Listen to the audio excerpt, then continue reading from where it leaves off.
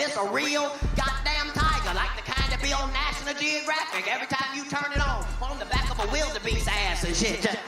And every day they got this real fucking tiger in a fake ass habitat. And every fucking day, the tiger be fucked up because he be conflicted. Everything in the tiger spirit is telling him, nigga, you a motherfucking monster, nigga. You a beast. You run the jungle, nigga. You supposed to roar and shit's supposed to happen. And every fucking day the tiger come out and try and the shit don't work. And some of us know how the fuck that feel to be trying shit and trying shit, trying shit and trying shit, don't work. Trying shit and trying shit, won't work. Trying shit, switch it up. Trying shit, won't work. That's how the fuck the tiger feel. Every goddamn day he come out with the roar and shit. Wish me luck, wish me luck.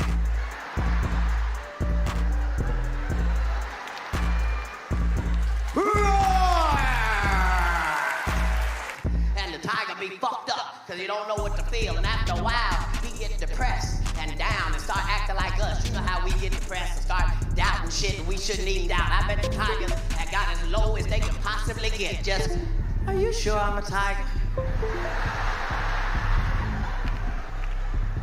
I don't feel very much like a tiger.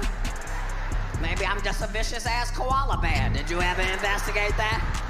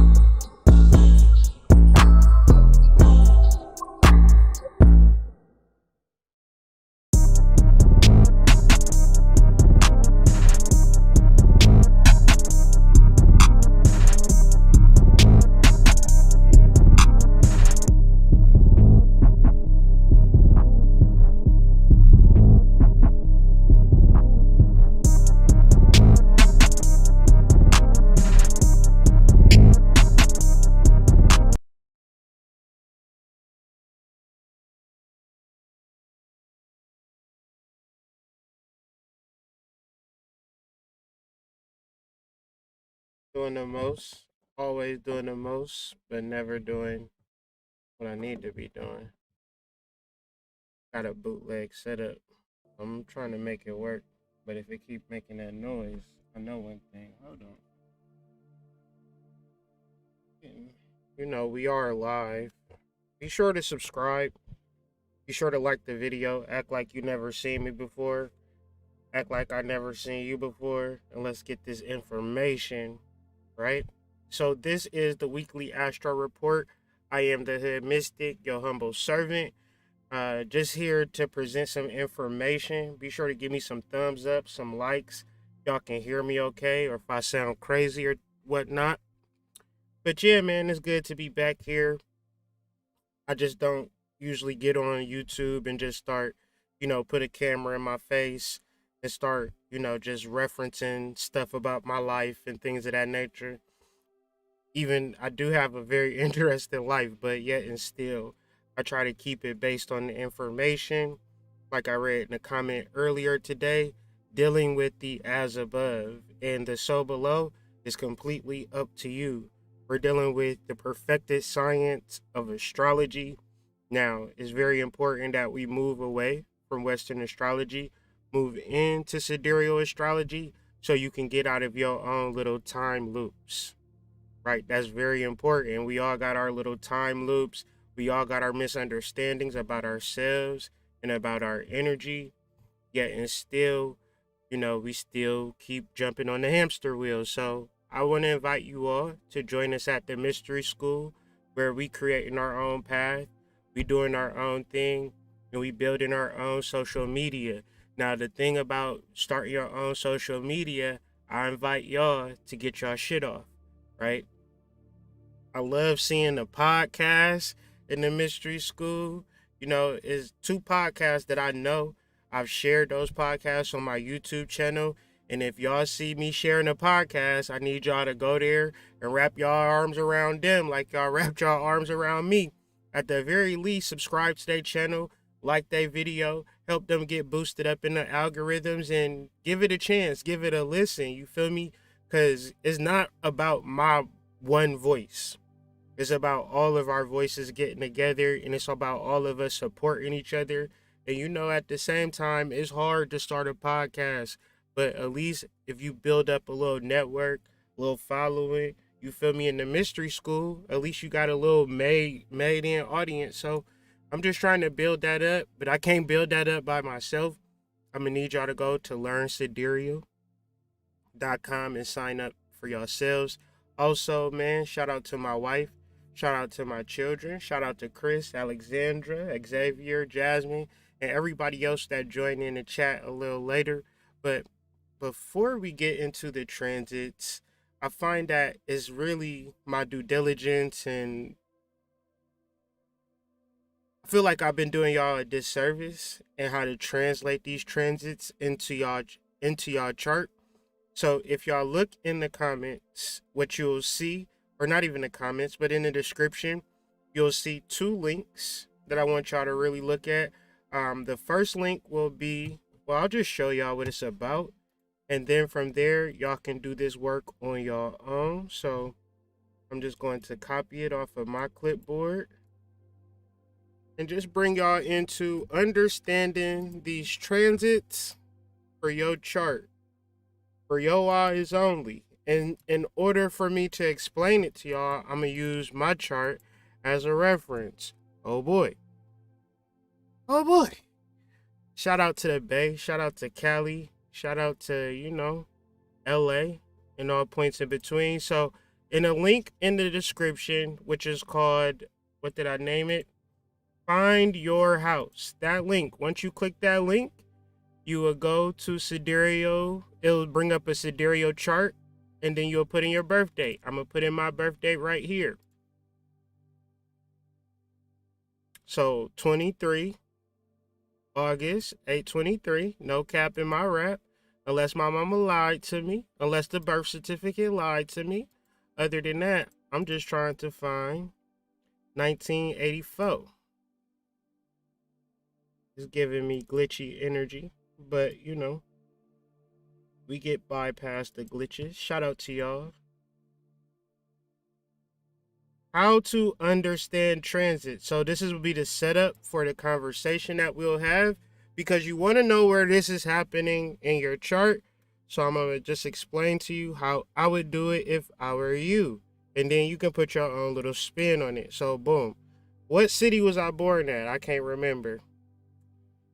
Boston, Massachusetts. And the city that I'm in now, 42 Energy, Detroit, Michigan. Shout out to the D. Shout out to the whole 313-248 from goddamn 9 Mile all the way to the 6 Mile. Shout out to y'all.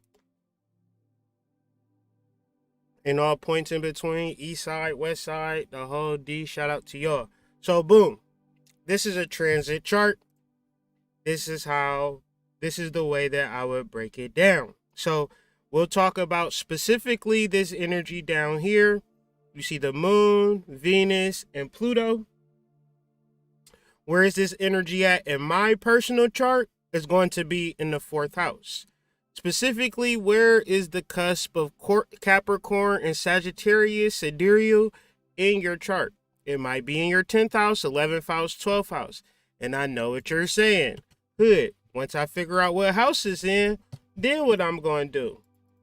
I'm going to give you another link right below that. And it's called House Meanings. Now, I need y'all to understand. It's going to require y'all to learn some new information if y'all haven't sat down and learned information. If you're willing to sit down and learn information, it'll be able to help you. So, boom. I said Venus conjunct Pluto is in my 4th house. I'll look at these handy dandy PDFs that I compiled for y'all. Different variations on the theme. Might say the same thing, might say different things, but it's just to get you an overall flow for what it's supposed to mean. So the 4th house for me is home, parents, roots, and inner security.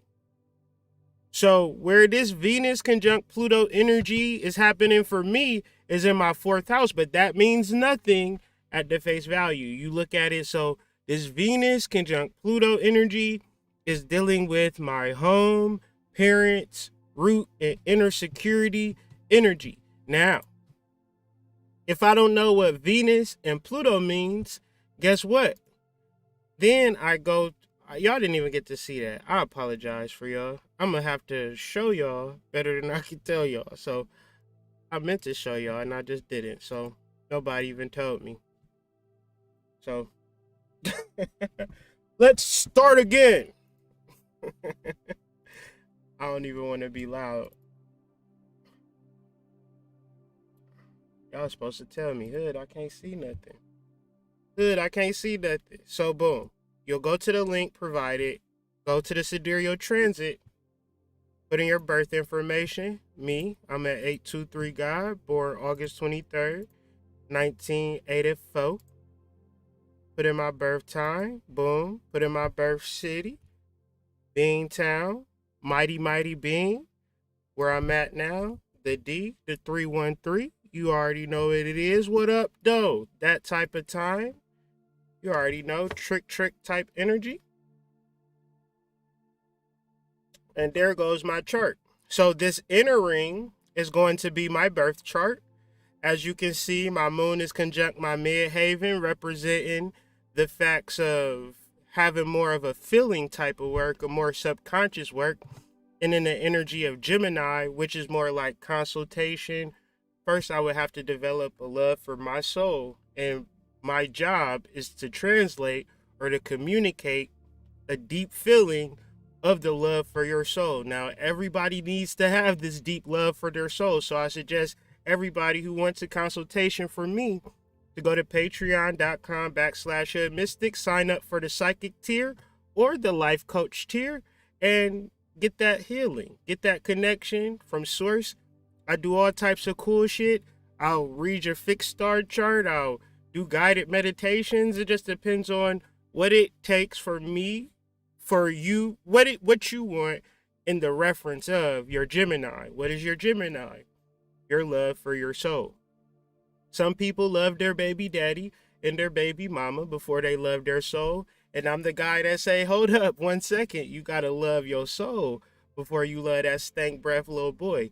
Anyways, Venus conjunct Pluto, moon energy will all be in my 4th house. The 4th house is the Cancer house, deals with deep emotions, house, nurturing, diet. So everything about me is changing, from my home life to my inner security to my roots. All of these things are changing. This is my Capricorn house. Another interesting thing about me, 4th house, which represents the home, Capricorn, which represents my work, or my 10th house, that for me is working from home, right? And that's just something that I do. Even before I actually worked from home, my job was remote.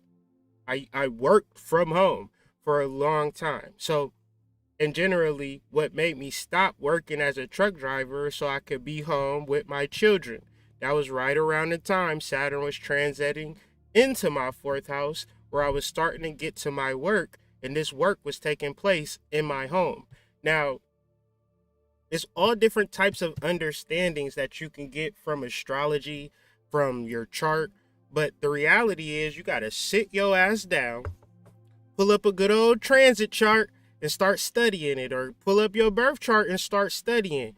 It really serves me to learn about my 11th house, my house of Aquarius, which is in Leo. So my sun is in Leo, Mercury is in Leo, my Venus in Leo. So Leo is performance art, some creative pursuit. It's like standing on stage. And the 11th house is more or less, I call it the true house of service. That's where you give to your collective, you give to people in a sincere fashion, and you never want anything in return. You just want to be sure that you show up for your collective.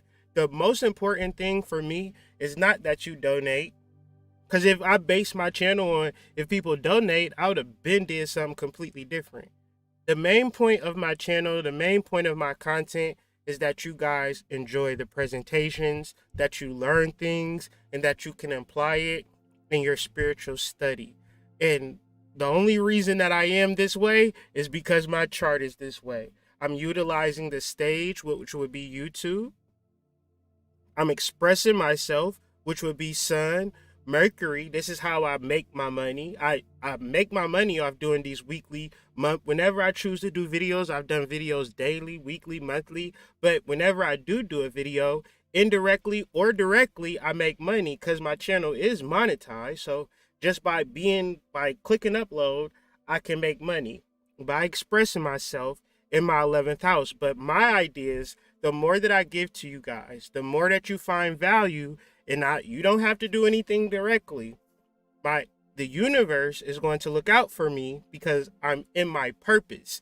Now, when do I feel fucked up? I'm gonna put y'all to test.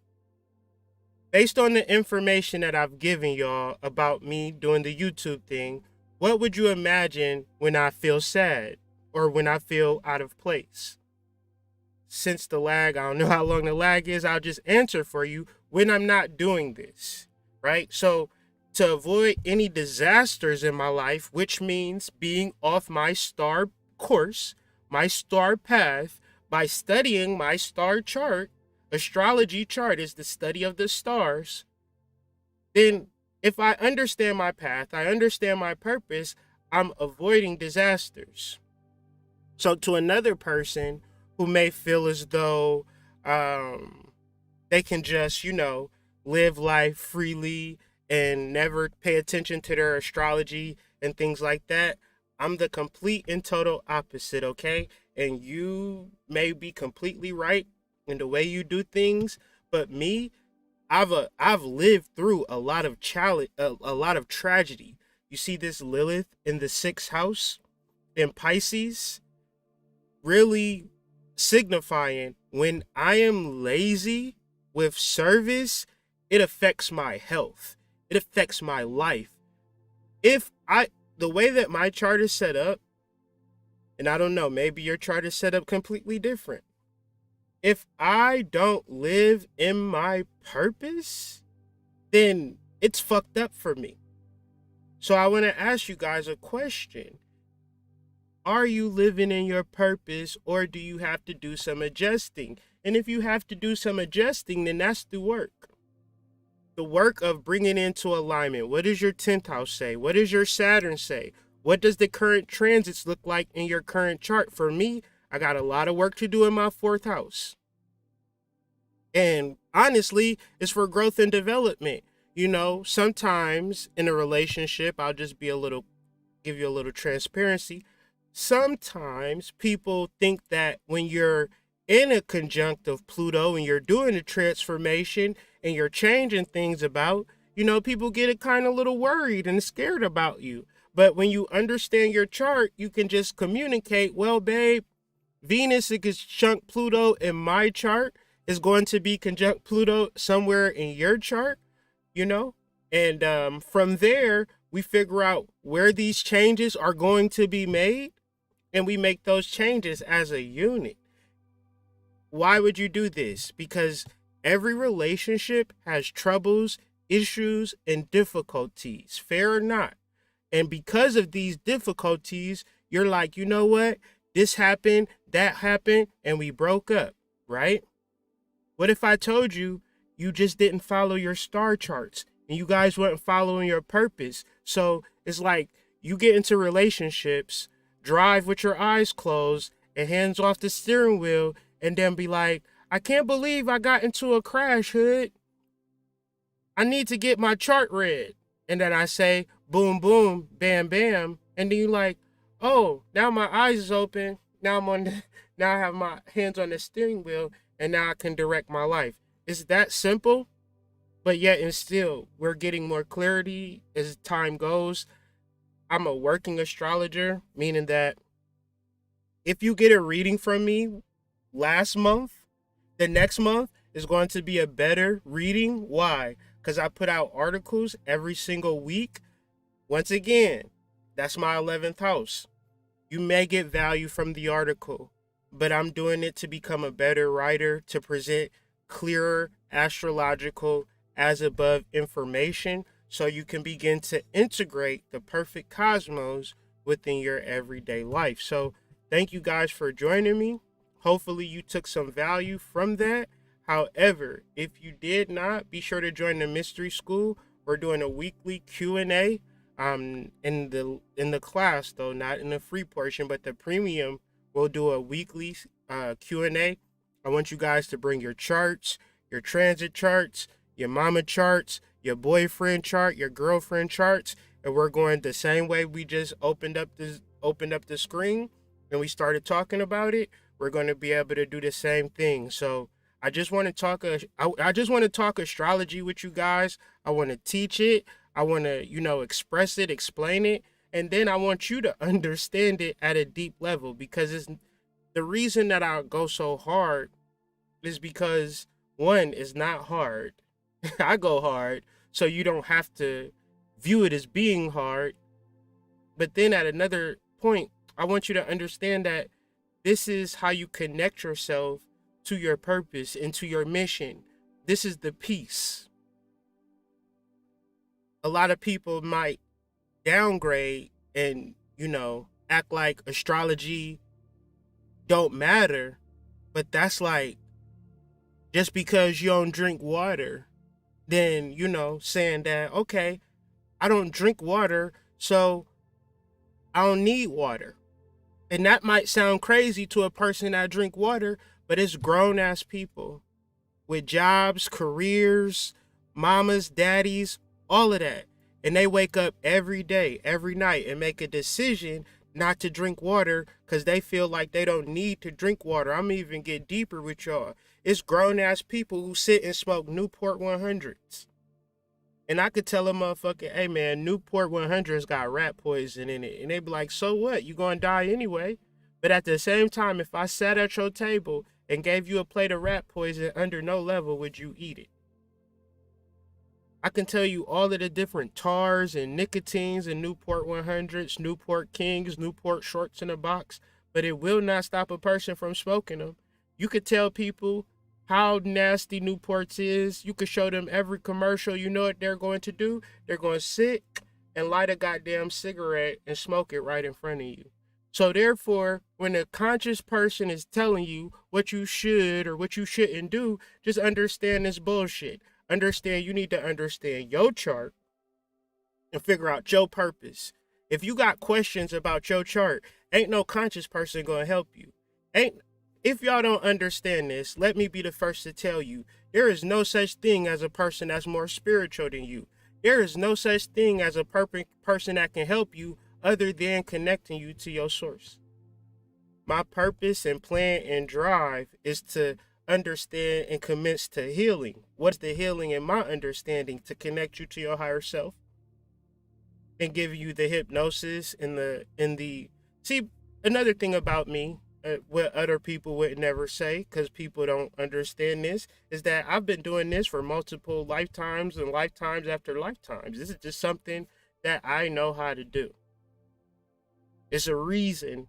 And trust me, you can get caught up in the views. You can get caught up in the likes. You can get caught up in the subscriber. You can get caught up in the hype. You can get caught up in the beauty. You can get caught up in all these types of things. But I need y'all to listen to me and hear me very clearly. I'm here to connect you to the cosmological force that exists within your body. It's very important that you understand how powerful you are.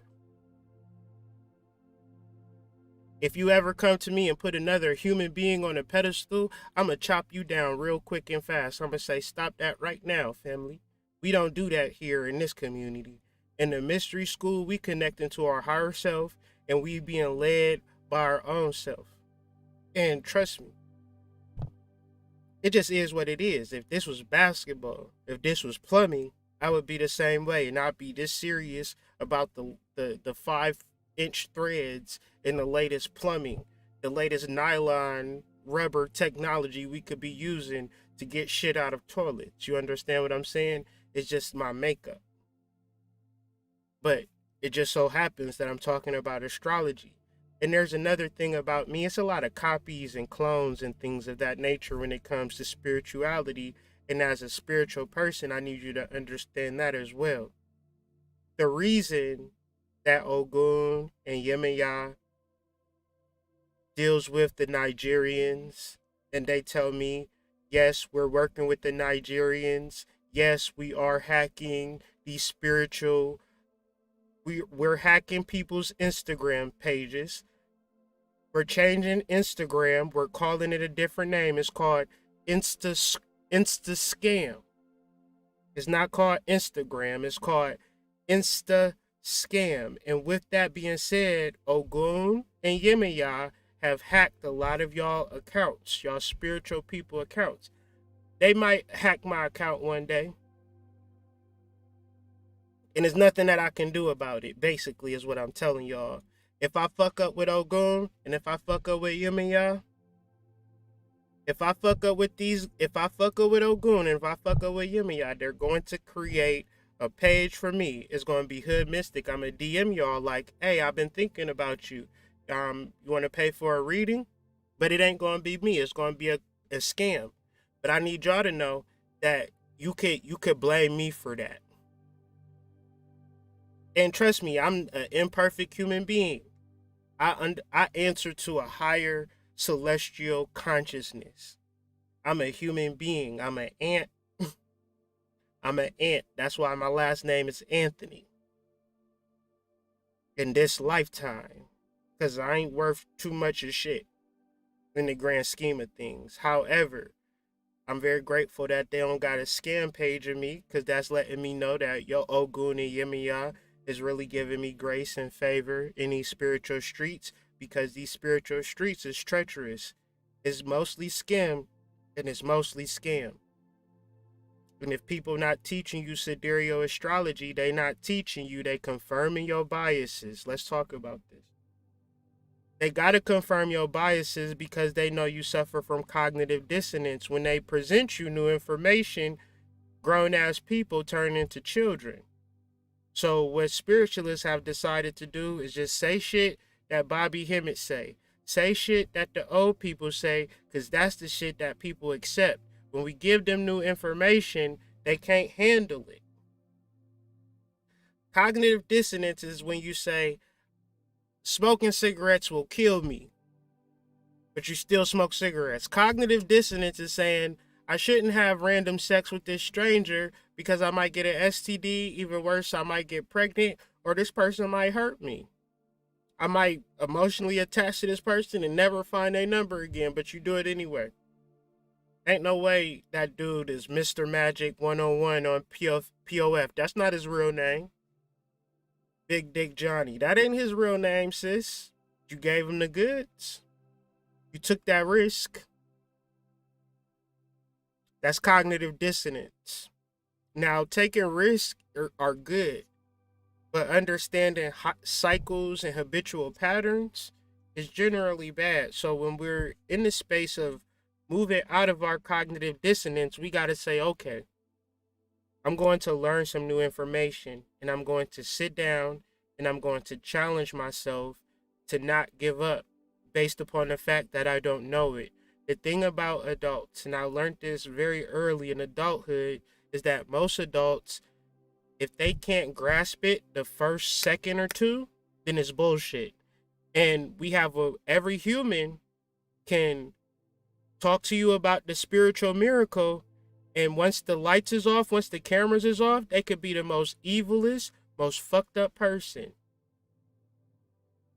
And the only way you would know is if Ogun, Ishu, Yemaya start creating them accounts.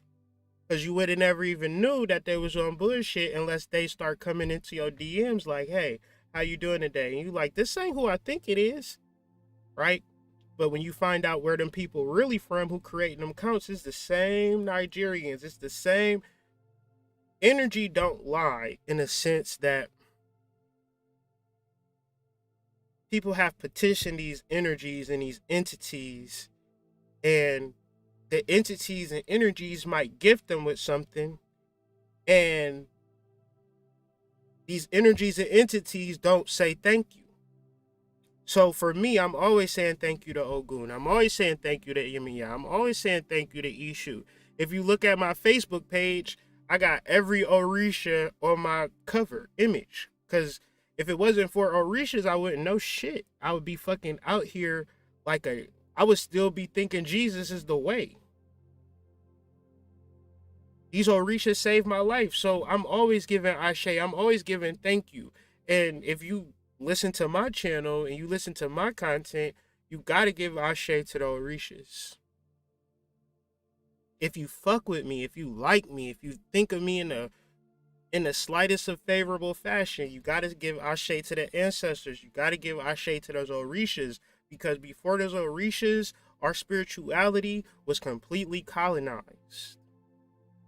We didn't know about deities and spiritual hierarchies outside of what they call unmelanated people.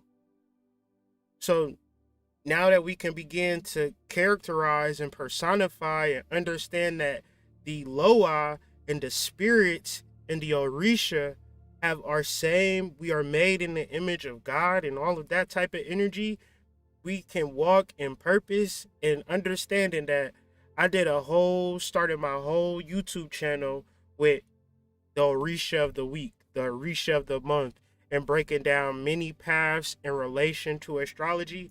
And we're going to do that today in true fashion. So I look at this off of solar eclipse as the first video that I ever did. This is video 1 for me. So I just want to thank y'all to joining me for my first edition ever weekly Astro report. I don't know much about astrology. I don't know much about this YouTube thing, but I'm here for the first time, and I just want to talk about some things for the first time. So since it is your first time here, I want you to like the video. I want you to subscribe to the channel. I want you to unsubscribe and resubscribe, and I want you to unnotified and re-notify, because YouTube be playing games with the algorithm and things of that nature, but it's my fault. Because never once have I told y'all to like, share, subscribe to video like I'm supposed to. So I can't be mad at the algorithms. I can't be mad at my subscribers. I got to be mad at myself and take responsibility, because people not going to do stuff unless you say, I need y'all to do it. So for the sake of my kids, my beautiful young children, beautiful children, at the very least, please like the video, and let's talk about some Mars energy. The first thing in our weekly Astro report, we're talking about Mars sextile Pluto direct, but of course we got some Venus energy. Venus conjunct Pluto will be the focus of this conversation, is why I titled this weekly Astro report Advanced Magical Techniques. One of the first things I want to bring to your attention, that advanced technology you can't tell the difference between advanced technology and magic, but a lot of people think magic is alakazam, alakazoo. But Venus conjunct Pluto is teaching us the most deepest, advanced, magical techniques known to man, and I hope you guys stick around to figure out what those things are. But I'm not going to keep y'all for a long time, I promise. I'm just going to talk about this information. So first we got Mars sextile Pluto. The first thing that we want to bring to understanding is that Mars is an aggressive, active planet. Pluto is an aggressive, active planet. But even deeper, Mars and Pluto rule the energy of Scorpio. And we're just coming off this solar eclipse. So it's like a remnant of this solar eclipse energy, but it's more or less of what you do with it and also understanding it, because it's a hard thing to understand protection and freedom. It's even deeper because people say you got to protect your freedoms, right? Like if you are just completely free to be who you were to be and like walk around naked, you would then have to walk around with the armed guard to protect you as you walked around naked. And that's the way of the world. It's a very interesting thing to think about, right? As we find like I was looking at the United Nations, and they have this wonderful thing about what it means to be a human being. Everybody is equal. Nobody deserves this. Everybody has the freedom to do that. And you know, and that, I feel like that's a truth. And if you could really understand that to be a truth, then that's why I titled this section of the video, The Force Awakens. Now, the Force would be something in Star Wars, but I also understand Star Wars to be a channel. So if we understand Star Wars to be a channel, you have Star, which is stuff that we're talking about, astrology, but you also have the wars. Wars being the fictitious aspect of people who are not connected to the star, and they're connected to warlike energy, thus creating the oxymoronic concept of Star Wars. If you know anything about the stars, they operate on a magnetic, electromagnetic frequency. Just as I'm talking about Venus conjunct Pluto, a powerful mass of energy, but yet on a charted course around the celestial sphere. This is what they talk about in astrotheology when God created the whole world and there was a little bit of chaos. God to create Eve, this, that, and the third, and then God rested. Well, God is still resting. How do we know God is resting? Because the planets are moving orderly.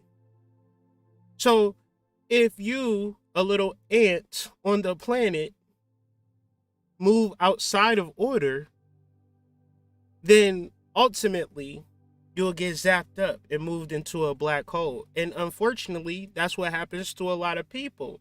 They never get to see out their full purpose. They never get to see out their full mission because they, one, don't understand the severity of being cosmologically connected and being cosmologically sound. They imagine that if they get the biggest booty, the biggest house, and the nicest car, everything is everything. But I'm specifically talking about your force. What is the force according to Luke Skywalker and them? The force is a metaphysical, spiritual, binding, and ubiquitous power. It's broken down into four energies: the living force, the unifying force, the cosmic force, and another one. I sounded like goddamn Khaled when I said that. But you can Google it and find it. The living force is the force that we all have for the fact of being alive, being a human inside of a vessel. The unifying force is coming to that understanding that there is such a force. I had such a wonderful time yesterday doing a weekly Chakra Nova class with some students. And I was telling them about the tree having another tree baby. And that tree doesn't rely on their parents for sustenance. That tree relies on the earth for sustenance, even though the mother and father created them. Thus, our understanding as human beings is not to get making sure that our mama and daddy say, "Good boy, Kyrie. Good boy, Charmaine." Not to say your girlfriend to look at you in the eye and say, "You finally made me proud, Jermaine," with your doo-doo streak having butt. Not to look at Jermaine, to look at Charmaine and say, "I'm proud of you, Charmaine. You finally got a job that you ain't quit after a month," right? It ain't about that. Self-acknowledgement, self-deification is extremely personal, and therefore you have to fight against your cognitive dissonance. Why do you have to fight against your cognitive dissonance? Because your cognitive dissonance say, "Well, I don't need this shit. It doesn't matter anyway." But at the same time, y'all will cry because don't nobody love you. You will cry because you ain't got no money. You don't know your purpose from a goddamn hole in the wall. But at the same time, you want to shirk like, astrology, schmology. I'ma just be spiritual. I'ma just be Hotepian, and that's going to get me through. Let me be the first to say that that shit won't work. When the spirits ain't talking to you, ain't shit that you can do. When the spirits turn their back on you, ain't shit that you can do. When grace is not covering you, there is nothing that you can do. When you walk outside of your purpose, when you walk outside of your seventh house, when your seventh house present itself to you and say, this is your husband, and you go fuck with Dirty Dick Terry, and then something bad happened to you, trust me, it was because you fuck with Dirty Dick Terry, and you ain't fuck with the man who was your husband because he was a lame. Because he wanted to work all day, or because he wasn't making you happy. Girl, that's your whole ancestor blessing. And you sitting over here with conditional reasons as to why you don't like him. See, you ain't ready for the force. Because everybody want to make it their own way when it comes to spirituality. But when it comes to learning new information about spirituality, you can take it or leave it. See, take it or leave it energy is why don't nobody want you. And it's not a disrespectful thing. It's more of a matter of fact thing. Especially if we are coming into a sense of truth, and that truth is about connecting to your ancestors. And if your ancestors ain't in the stars, then whose ancestors is in the stars? Please don't tell me that the oppressor's ancestors is in the stars, because that's just not fair, is it?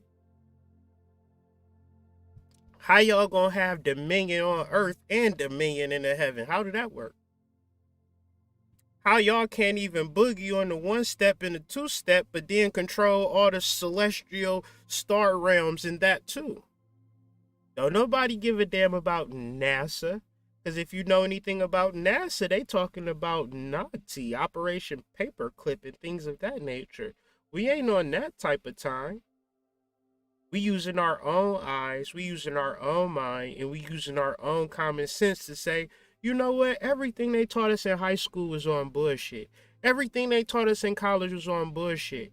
But the reality is that that's where all y'all got y'all clout from in the spiritual community. But y'all never want to talk about it. Who you pledge to? Tell me about your fraternity brothers and your sorority sisters. The thing about me is that I'm self-educated. The thing about me that I'm getting this shit out the mud and bringing it to the people. The thing about me is I'm living in my purpose. What are you doing?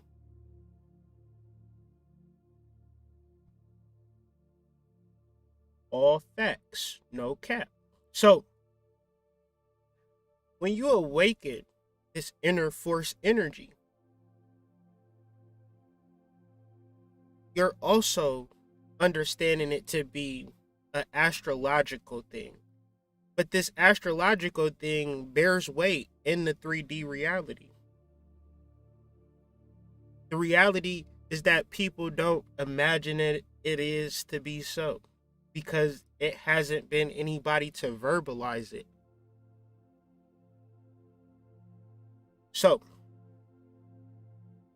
when you're in this reality of staying in this unified one force energy, you and the cosmos are one, then the sextile is you making changes, because Venus conjunct Pluto is about making changes. Pluto, the planet of transformation. Venus, the planet of illumination. It is the third brightest luminary object next to the sun and the moon. At its deepest level, it represents illumination. But what is illumination if there is no action behind it? How is it to be the smartest person in the world, or the most illuminated, or the deepest, but you're not activating your 11th house? You're not activating your 6th house of service. You just sitting in your ivory tower with more money than you know what to do with, more toys than you know what to do with, but you haven't transformed. And especially if Venus conjunct Pluto in your 10th house, 11th house, 12th house, then you have to transform how you actually spend your time and energy. Oh, it's in your 6th house. It's how you give service to people. And hopefully you've been giving service, because Pluto been in your 6th house for this whole for a while. The hard part about 6th house transits is that you have to give. The hard part about human beings is that they hate giving. They hate doing things that don't give them a direct result. If I told people I spent 20 hours working on a YouTube video and a blog, they will wonder, well, how much you get paid doing that? Nothing. It's for free. You took time away from your family and your kids for nothing? No, not really, because I woke up 4 o'clock in the morning. That's the thing. Saturn in the 4th house, what I'm now clicking, it's like, okay, you're going to work from home, but you better wake up earlier than everybody on the goddamn planet to get to work. When I wake up, ain't nobody up. I'm at the gym before everybody. I'm at the office before everybody. By the time people done pulled into the office, I'm 4 hours in. They just now waking up. I'm deep into some shit. But see, this is testosterone. Now, testosterone is for men, but it's also for women. You could either produce estrogen as a man. That's diabolical, but most of us produce it because we don't produce testosterone. This is Mars, Sextile, Venus, and Pluto. So Venus and Pluto is a transformation of what you really want. In order to get what you really want, it doesn't just come to you. As much as spiritual people want to lie to you and cap to you and tell you, oh, all you got to do is get a reading. All you got to do is light a candle. All you got to do, I do all of that, right? I do all of the spiritual shit. But at the end of the day, I got to get up and get what I've already did the spiritual shit for it to match, for it to connect. I used to do work and that was my cognitive dissonance, right? Let me do a spell for some shit as opposed to just getting up and getting it. People would do a spell for a relationship as opposed to seeing a pretty young girl in the streets and say, hey, my name is Thomas. I'm doing this, I'm doing that. You're a beautiful young lady. I see you all the time. I just want to take you out to dinner one day if you don't mind. No, people like, I don't want her to reject me, and I don't have a problem with women and all of that. And it's like, testosterone is magic. I always used to think, if I didn't never holler at that girl, she would have just walked on past me. But I hollered at her, I was just polite and sweet and just, looking her in her eyes, and she was feeling the kid.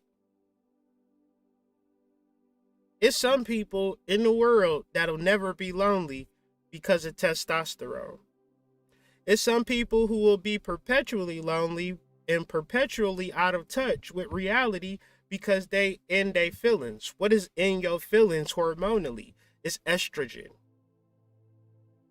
It stagnates you. It makes you feel like you having a baby and you don't even got a female reproductive system, my guy. You got symptoms and shit. Like, what the fuck you got symptoms for, big fam? So, you gotta really enact your testosterone. The first thing you do in the morning, get up, get into it. But also, you can't be waking up. Saturn's in Capricorn. Let's be G about this shit. Whatever house Saturn is in your chart, it has something to do with you waking up early. You might work third shift and it don't apply. But for the most of us, people wake up and just be like, you know what, I'm going to take it easy. I'm going to relax. I ain't going to be on shit. As soon as I wake up, I'm going to scroll on my phone and this, that, or whatever. And if you wake up with that energy, you producing estrogen. And it get worse, and it get worse, and it get worse, and it get worse. Until you make a decision. See, what changes this energy is action. Action will change it. Not reading, not studying, not hoping, not wishing, not praying, not lighting a candle. You can do all of that shit later. Because the candle store is still going to be open. The Botanica is still going to be open. All of the shit that you feel like you just need to do to start the week off to feel right, you on bullshit. You got plans off of solar eclipse energy. Let's talk about this. Solar eclipse, you set in intentions times 10, right? Because I know y'all not listening to my videos, not doing the work. You doing the work, you setting the intentions. The following week, you chilling off of solar eclipse. How did that work? You need to get them fucking deposits coming in. You got to start getting them leads. You got to start learning some shit. It's time to get to it. Because you said you wanted to start a business or some hot shit with your solar eclipse. But what's the action part? Now, Mars, Sextile, Venus, and Pluto coming straight at your ass. These squares coming straight at your ass. This week is not about taking it easy. It's going to be a lot of shit on the news that's going to have you standing up on your ass. Like, wait a second, they doing that out here in these streets?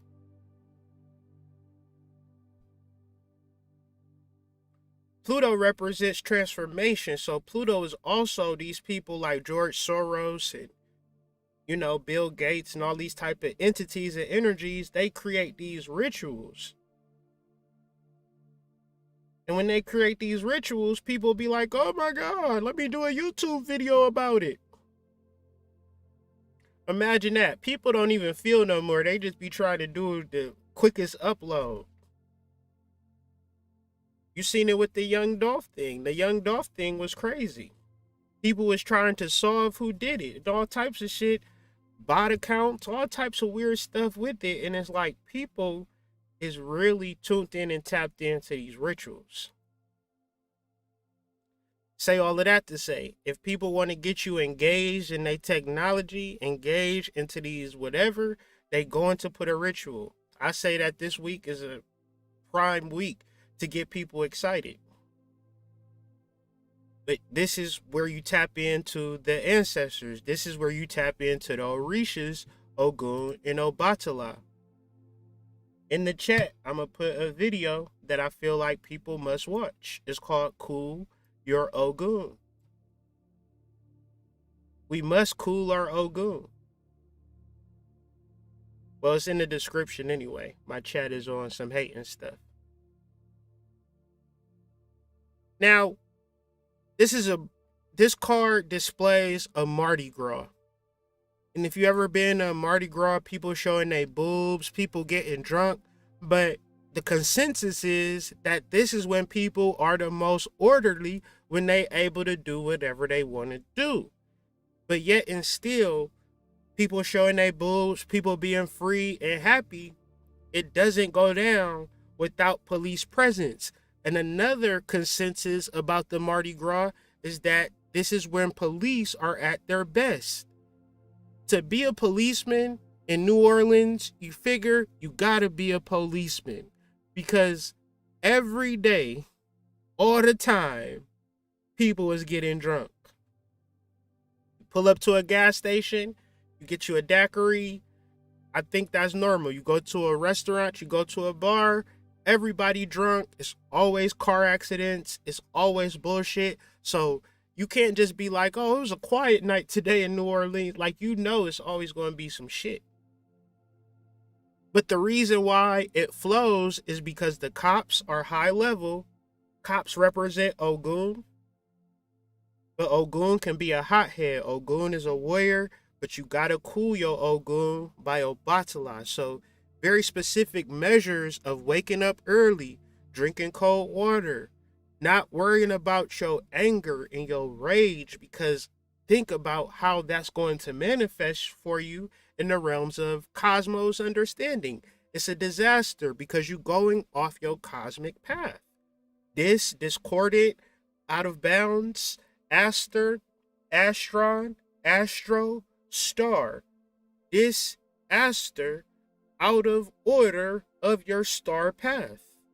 You all have a star path, especially if you tune into my channel. I don't talk to everybody in the world. I talk to specific cosmological star body beings who have a purpose to heal and uplift humanity. Or else we would have never been in this conversation. So ultimately, if there is rage, if there is frustration, you gotta learn how to curb your Mars energy. So Mars sextile is learning how to handle the horse. It's learning how to have a gun but not use it, right? Using it for protection just in case some shit pop off. The police is there not to cause trouble, but to make sure nothing pops off too crazy. And everybody knows their role. The reality though is that people have taken this and amplified it. People talking about, we don't need cops in the whole state. And it's like, what if somebody get murdered? Who gonna investigate it? What if your house get broke in and things of that nature? Everybody ain't got that type of time to be like solving crimes and shit like that, because everybody not like that. It's for useful. Everything has its light and its darkness. But if you can find the balance without going to the extreme, man, forget the police, man, or no, police is everything that you need. If it wasn't for the police, finding that happy balance of masculine energy, because it's always, he was a narcissist, he was mean. And then on the flip side, I don't like no man that's a pushover. You gotta have a mean streak. Wait a second, sis. Did you just say that you dumped one dude because he was too mean, and you just dumped another dude because he was too nice? Dudes be too hard or too soft. You can't just walk into a situation crying over your ex, nor can you go in there telling her you got 15 guns and all you do is work out. It's a happy medium. It's a beautiful balance of being strong and vulnerable, being hot and being cool.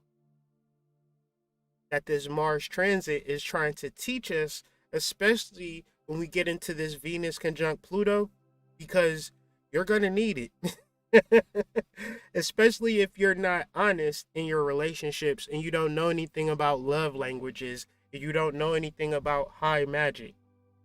The thing about high magic is it's pure sperm and it's pure menstrual blood. It's hard to get pure sperm and pure menstrual blood if there isn't love, patience, and dedication. You got tainted sperm and tainted menstrual blood because you dealing with multiple people and not committing the magical rituals in your relationship, and you trying to do magic alone. That's like, you might not like it, but that's like trying to have a baby alone. Well, you can go to the clinic. Well, I suggest y'all go to the spiritual clinic, because I'm only doing spiritual midwifery here. I'm only talking about masculine and feminine energy. I'm only talking about life force energies that exist. I'm not talking about ideologies, biologies, things that you believe in, things that you don't believe in. I'm talking about your essence. Your human vessel was created out of sperm and menstrual blood.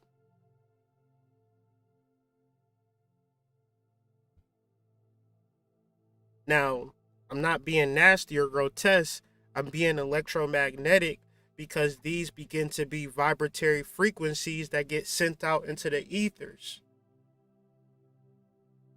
Because we are ants, but we do know how to channel and encapsulate power. And that's through connecting to cosmological energies, being in alignment with cosmological energies, and then understanding the interchange, the communication between vibrations. And this hits us all at a non-physical level. And the person that doesn't journal, the person that doesn't learn, the person that doesn't educate themselves is the person that is arrogant. And the person that is arrogant is also naive. And the person that is arrogant is also anxious.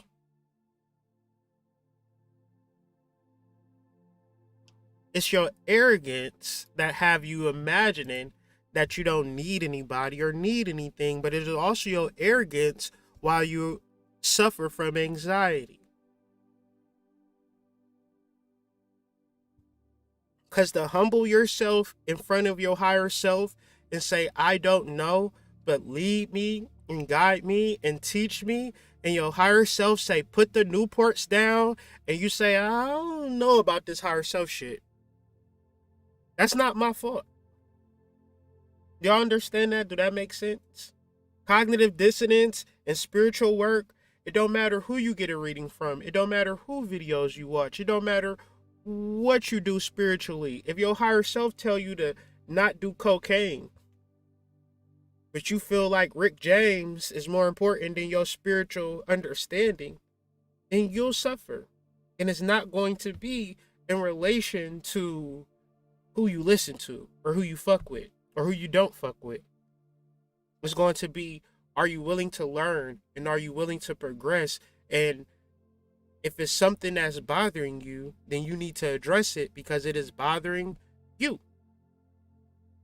You got your own little actions that need to take place. So once we start talking about these squares, then you're just going to move into action mode in your note taking. Because we're dealing with waxing moon energy, we're dealing with transformations, and we're not just chilling waiting for shit to happen.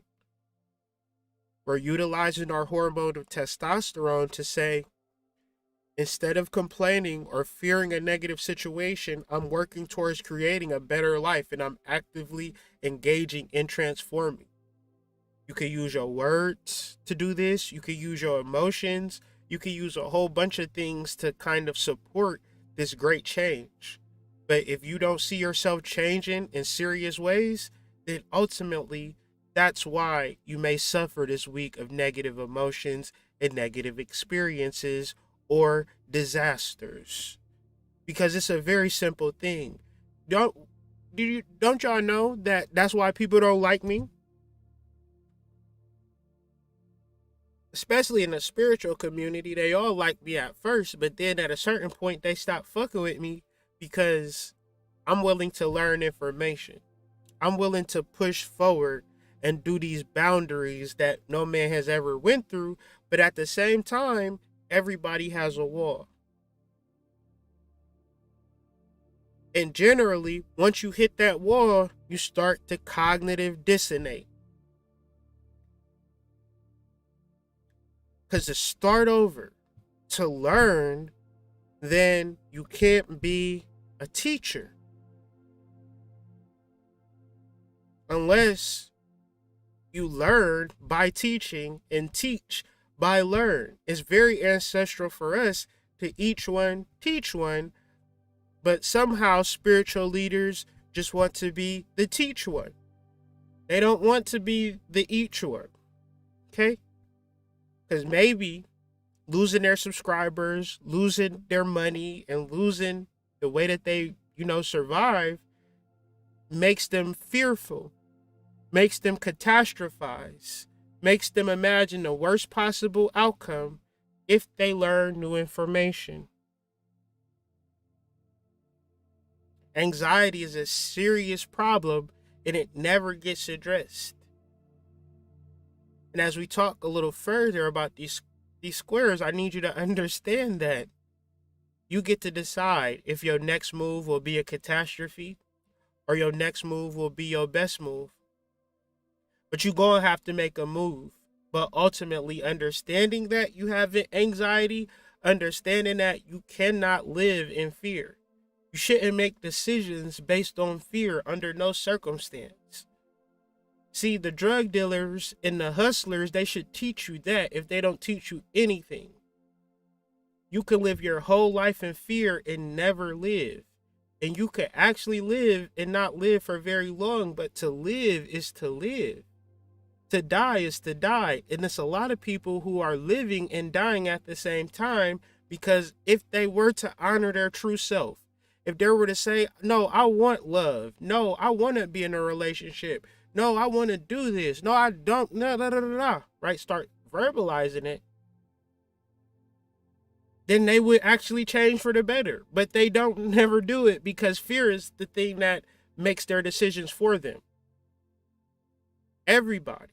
This is not sectioned off. This is for everybody. You have to address the moves that you make out of fear and start to make moves out of love and out of trust. Because if you're going to be successful, you have to also understand that you are protected. And you can't stay in your little bubble and imagine that that's protection, that's projection, that's arrogance, and that's anxiety. Arrogance and anxiety are like the best of friends. In order for you to be in this world and not learn new information and better yourself, you must be the most arrogant fuckity fuck on the planet, if you really think about it. To imagine that for whatever experience that you went through, whatever job you have, whatever your bank account, that you could begin to look down on people and talk down on people like they don't know shit, or that you know more than what they know, based upon the fact that you're just simply arrogant and can't absorb new information. And sometimes that new information in your relationships, in your career, in your family is you. When you make a Venus, Pluto, a subjective viewpoint or an illumined viewpoint of how you have changed drastically, guess who's not going to be able to accept you? The people that you love, because they didn't love you being free.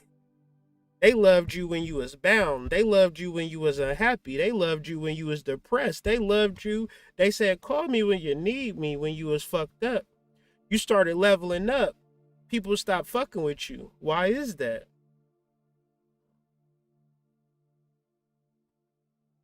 That's just an open-ended question. I don't even know. Another thing with this Mars sextile Venus energy, don't compare yourself to nobody, because that will then have you not acting. And if you're not acting in reference to squares, squares are ruled by Mars, right? So sextiles could be ruled by, let's say, Mercury. A square could be ruled by Mars.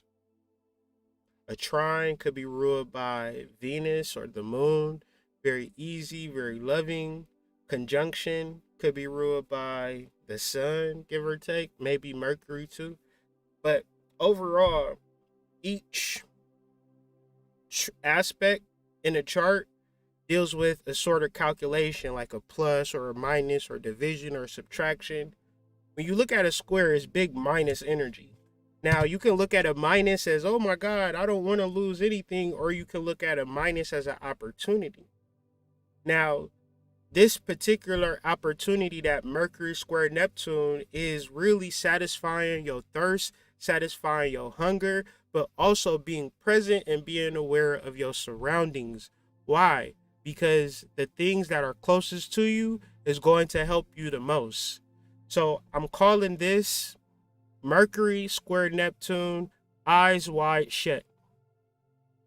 Eyes Wide Shut is a movie by Stanley Kubrick, but it's also a phrase meaning that when our eyes are wide open, they're also shut to the spiritual energy around us. And from a masculine perspective, men are blinded to the female sexuality. So it can manifest as you having to acknowledge the levels of intimacy that your wife wants to experience, or whoever holds the feminine principle within the relationship, because it's not gender specific, but the feminine in the relationship will fake to be satisfied, because the feminine wants to make the masculine feel safe, wants the masculine to feel like he's in charge and he's doing it. But the reality can often be something quite different. When we refuse to see the things that are in plain view, the things that are in plain view is our sexual relationships, our sexual truths. Venus conjunct Pluto, when you talk about advanced magic is to be able to stand in the sexual energy And whatever happens, you're just observing or you're participating. If you're in a sexual situation and never been exposed to, say for instance, you love a man and you never seen your man have sex and you can't never fathom your man having sex, then energetically is also saying that you don't really love that person. It's more of a condition. As long as you don't have sex with nobody, then I'm going to love you. The reality is also that once that condition is not met, you have to deal with the emotions that you've been suppressing this whole entire time. There's a complete and utter flip side to this of embracing your fears, embracing your darkness, moving through your darkness in your relationship, moving through your darkness in your career and your soul mission. Most people won't do it though. Those who have eyes, no pun intended, those who can see will see that Mercury in Ophiuchus deals with a lot of clarity, where Mercury is usually a trickster, holds a lot of trickster energy.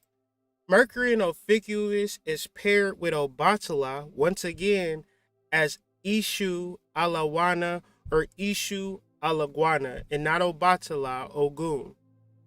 So this path of Mercury, Mercury conjunct Ophiuchus, is very ancient and very powerful. To make it clear, Mercury don't have time for games. So any games that you play in your relationship, any type of false or fake love is being brought to the surface, because part of this is people faking it to make it, but another part is that real energy is coming to light. Now, I'm not saying that I want something to happen to the fake people that be exposed. I'm more speaking of a real sensitive, meaningful way of saying be honest in your life, be honest in your relationships, because it might free you and make something better happen for you, as opposed to the revelation that I've been having in my relationship is that I've been feeling ways, but I haven't been communicating ways. And because I haven't been communicating ways, there is no way that my wife ever knew how I felt. I expected her to know how I felt, but whose fault is that? Is that her fault or is that my fault, family? That's my fault, because I'm playing mind games. I find that things get a lot better and things get a lot easier when I'm communicating exactly what's on my mind, exactly what's in my heart. Because when you're able to tune in and tap into a deep level, you're going to say the things that you need to say, not to ruin the relationship, family, to bring the relationship closer. Because what has been separating the relationship? The bullshit, the lies, the dishonesty, not from your partner. You got to take some accountability. It's from you not communicating exactly what you want. So please, a lot of times we dive deep into spiritual processes and ancestors and energy. I really want you to tap into your issue, tap into your pituitary, but also tap into the protective force that's going to give you sovereignty as you begin to sort things out. This is what you need.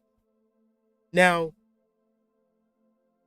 this double-sided energy is coming up for a lot of people, and I just want to bring it to light just in case you're going through it. Now, there is a correspondence to Ishu Alawana, which is called Sola Anima. Now, Sola Anima is associated with pain and rage and being frustrated. It's fire.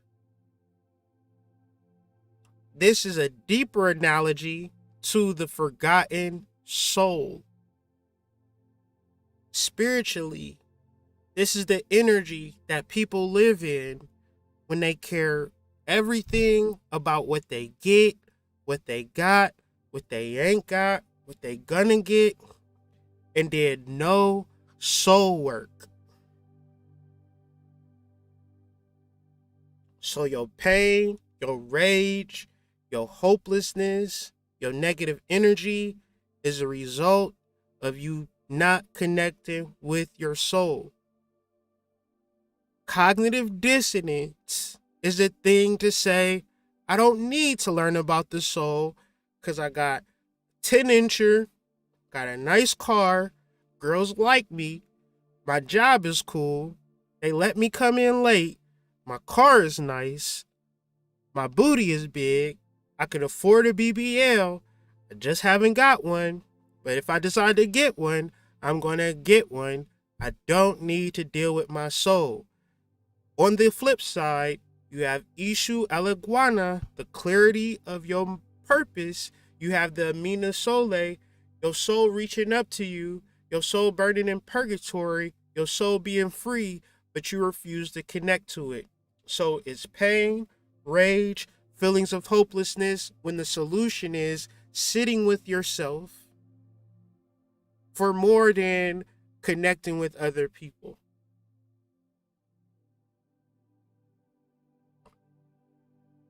I don't know what has made you so shallow and one-sided, but it's also put you in a space where you are now thirsty.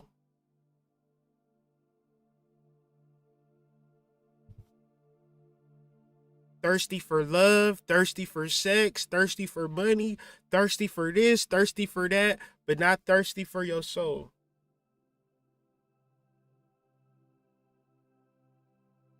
Neptune is in the energy of Pegasus. Pegasus deals with unity, being one with the soul. Neptune in Pegasus. Neptune is the father of Pegasus.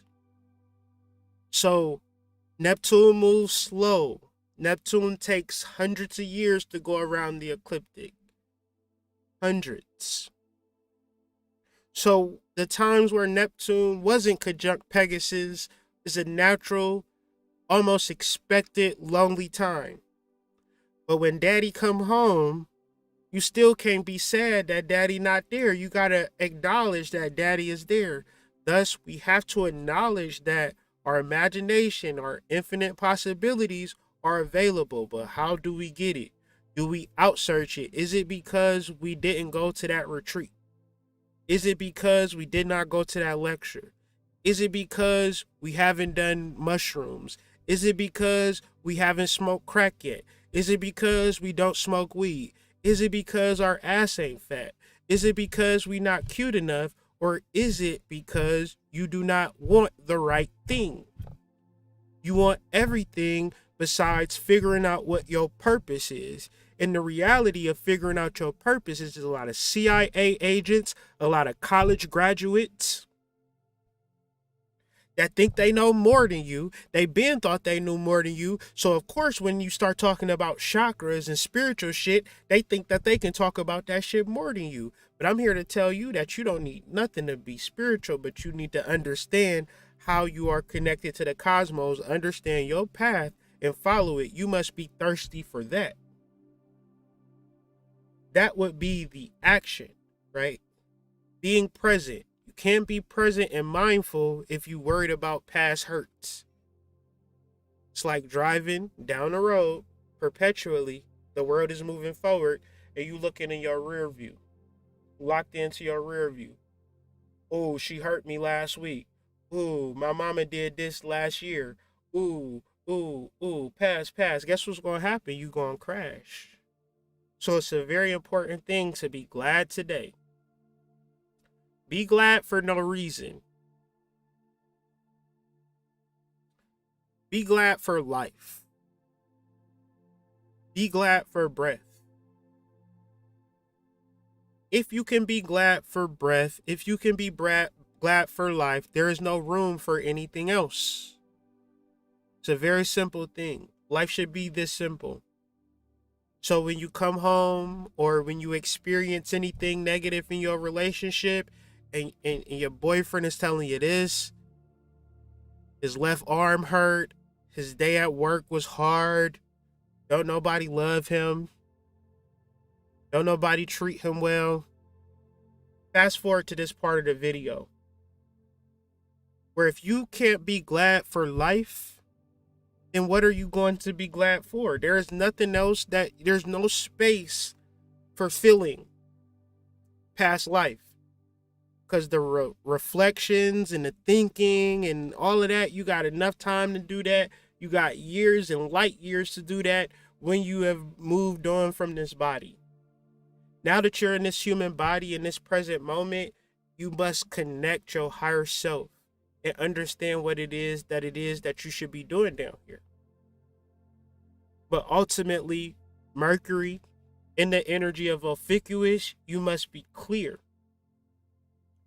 A lot of times people just do what they think they need to be doing or how they've been doing it and being habitually and saying, well, I have been doing what I'm supposed to be doing. But are you clear? This is why I say connect with your higher self. Higher self being your pituitary gland, your master gland. Real quick, the Pegasus asks us, how thirsty are you? Is there a way you can fill your own cup that won't take from those around you? Remember, Earth is an abundant source for refueling. Connect with her until you feel yourself overflowing to the point where you can share and soar with others. So as I was stating earlier in the build, when I was telling the children how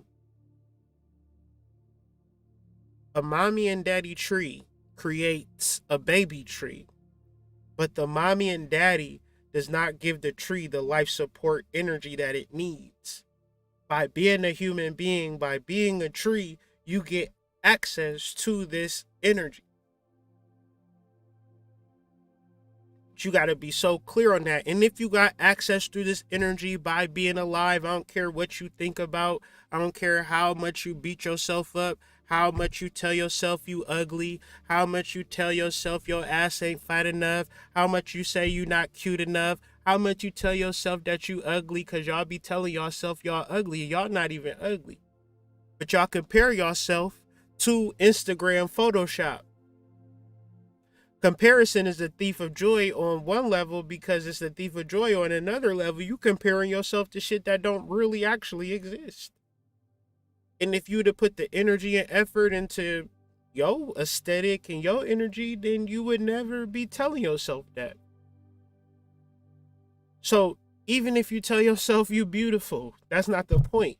The point is connecting to Earth for sustenance, for guidance, for energy, as opposed to connecting with dusty, dirty do-nothings, okay?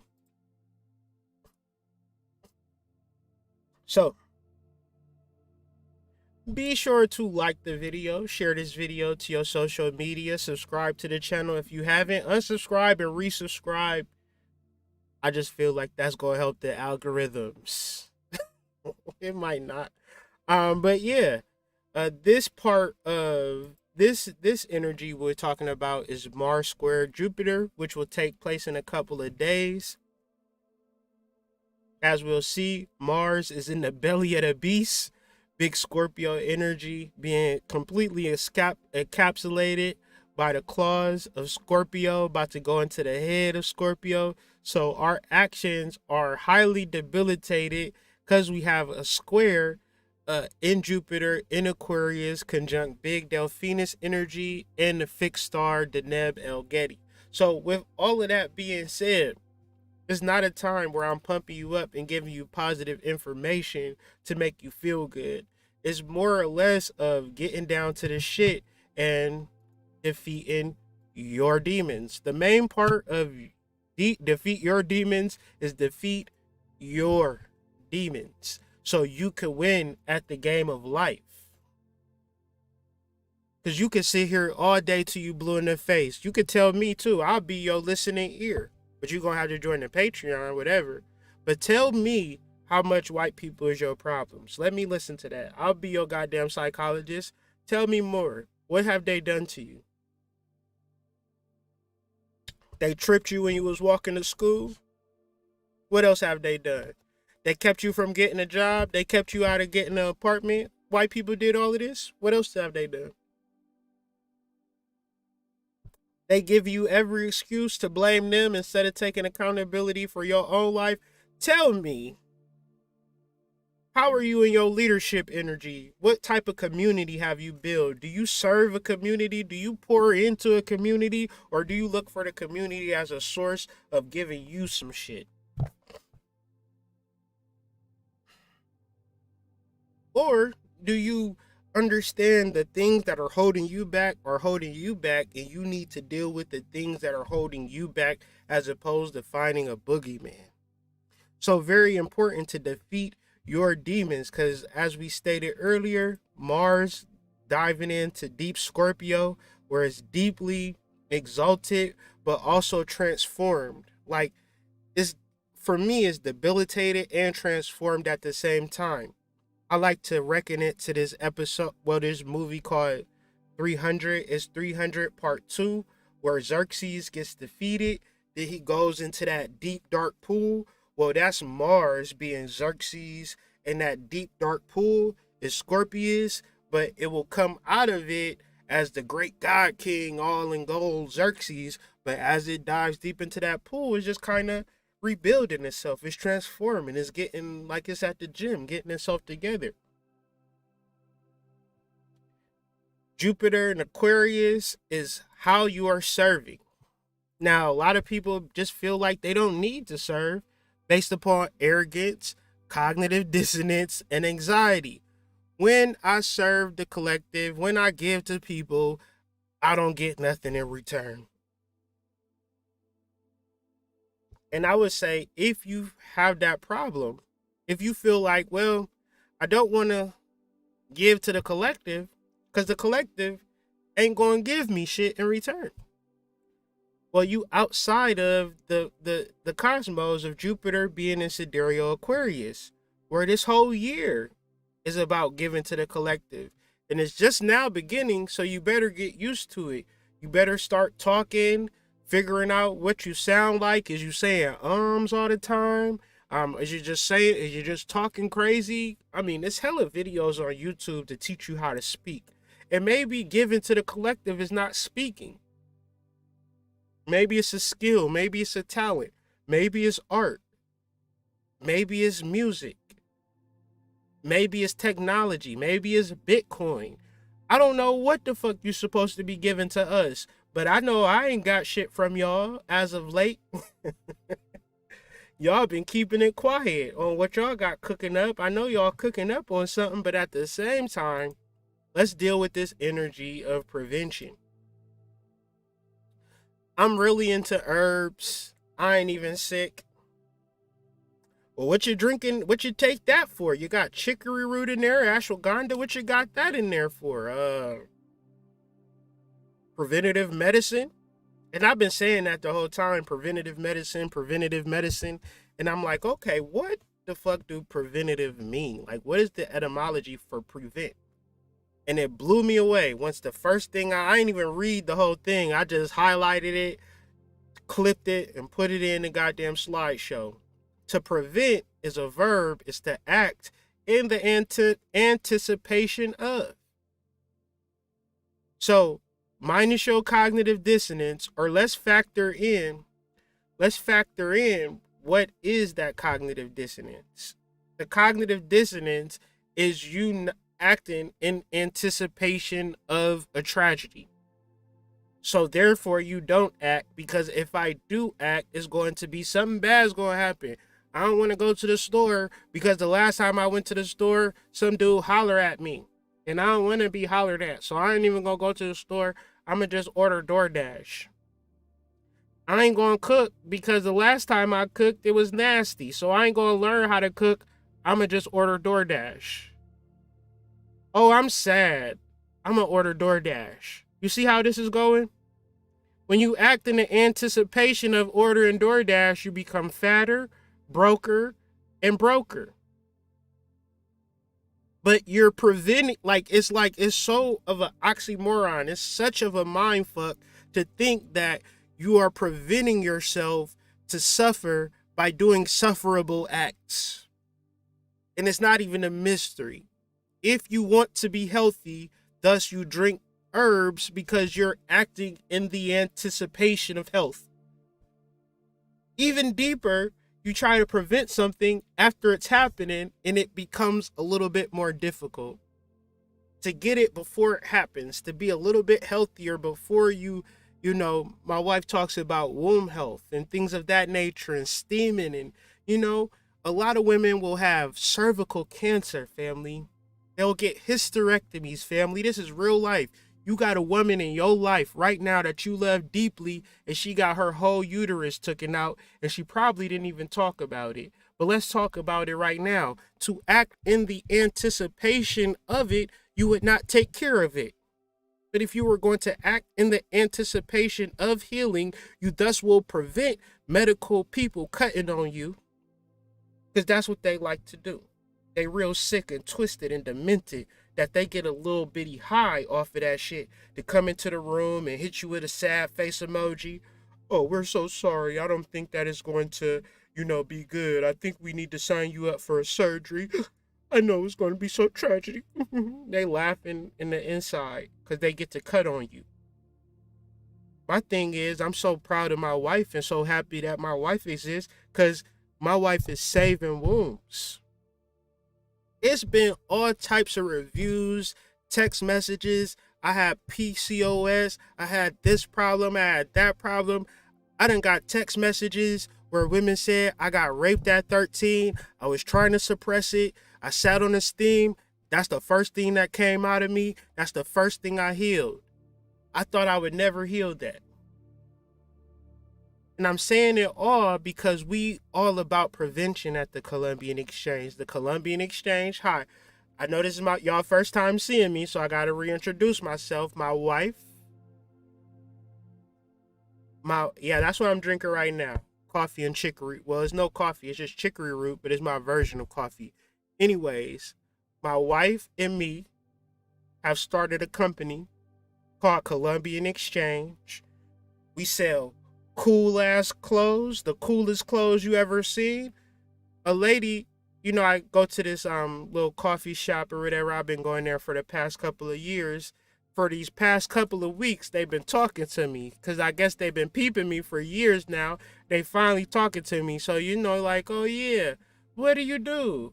Oh, that's so cool. Okay. The clothes that you wear, them is some cool clothes. Oh, you design them. Oh, that's so cool. Because we be really looking at your clothes. So, yeah, ColumbianExchange.com. Get dripped out so the ladies be looking at you like, okay, Cash, I like that. That's sexy. She might give you some buns if you were in. I'm just saying. I find it hard pressed for a girl to turn you down and you wearing a Cash hoodie. I'm just saying. ColumbianExchange.com. Get you dripped out and draped out. We sell herbs. We sell readings, steams, teas, books. You feel me? It goes down. ColumbianExchange.com. If you've never been on the site or haven't been on the site in a long time, go ahead and check us out. I think they done sponsored this show by now. Anyways, act sooner or more quickly than another. To prevent before to come. To act, to anticipate, to come before it actually happens. So to understand Mars square Jupiter, you have to not be like, oh, I can't believe this happened. You got to really be in a space of acting in the anticipation of what you want to happen, because the inverse of it is a square. Thus, the energy gets heavy in the space of, oh my God, I can't believe this has happened to me. Let's take it even further. So we all might need a little extra cash for whatever reason. Some of us are learning how to get that bread up. Some of us is right now stressed the fuck out. That's Mars square Jupiter energy, boy. You like, what am I about to do with this money? What am I going to do? I don't got enough money. I don't got enough this. I don't got enough that. The reality is, if you feeling like that and you in that energy space, It's time to learn some new information that's going to help you run it up, get the bag for all of 22. And it's a real interesting thing about love being advanced magical technique, because in reference to being able to attract and magnify and manifest millions or thousands or however much money you need, the deepest level is that you have to love yourself. And if you don't love yourself, then you cognitive dissonate. I made that word up, but it really works with my diction. You cognitive dissonate into an area of arrogance. That arrogance is thus, I don't need to learn. I can only feel, I can only think, and I can only react. When it comes to learning new information, who gives a damn?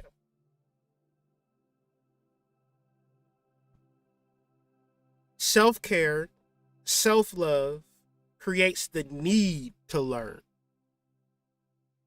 Without it, you have cognitive dissonance and you care about your biggest booty or your biggest house.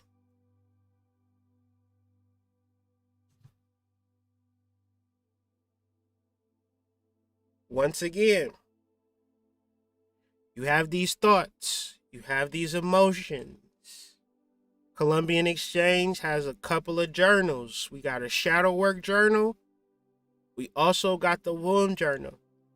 And if you don't want to get a journal from us, you can spend $1.99 at Rite Aid and get a notebook. But do something. Stop thinking about bullshit and not journaling it. You can hear everybody online and Instagram tell you about how journaling is transformational, but you being the arrogant exception to the rule, I don't need to journal. Why don't you need to journal, sis? Because this pussy is good. Okay, sis. If that's the time we on, then that's the time we on. But, you know, I'm trying to give you some advice outside of good pussy. Okay?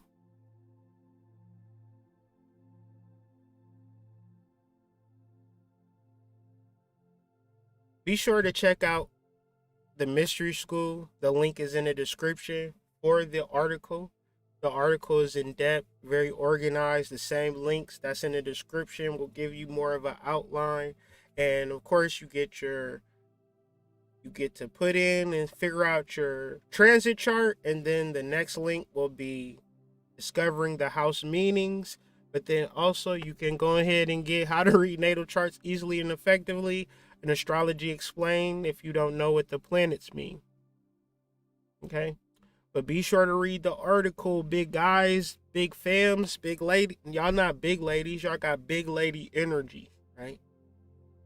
I ain't trying to talk no mess. Let's talk about love, right? Venus, the planet of love, is conjuncting Pluto and is transformational. You got to figure out what house this transit is taking place. One, because it's a retrograde aspect. It retrogrades December 11th. It conjuncts Pluto exact December 11th. But it also comes direct conjunction December 25th. So the Christmas gift for a lot of people will be breakups. You found out that she broke up with Terrence and got with Jermaine. She be give you signs and hints, but you was arrogant thinking that she wasn't never gonna leave you. She just up and left you, and you know, Christmas time ain't Christmas without the one you love looking ass boy sitting there sad. And then you gonna hit her with, it's because you was listening to Hood Mystic videos, wasn't it? I told you stop listening to that nigga. You don't need love. You just need these 4 inches. Stop listening to that nigga, because every time you start listening to that nigga, you start changing and start acting like you deserve more, you deserve better. You better take this shitty ass energy that I've been giving you and stop expecting more and coming at me with standards and shit.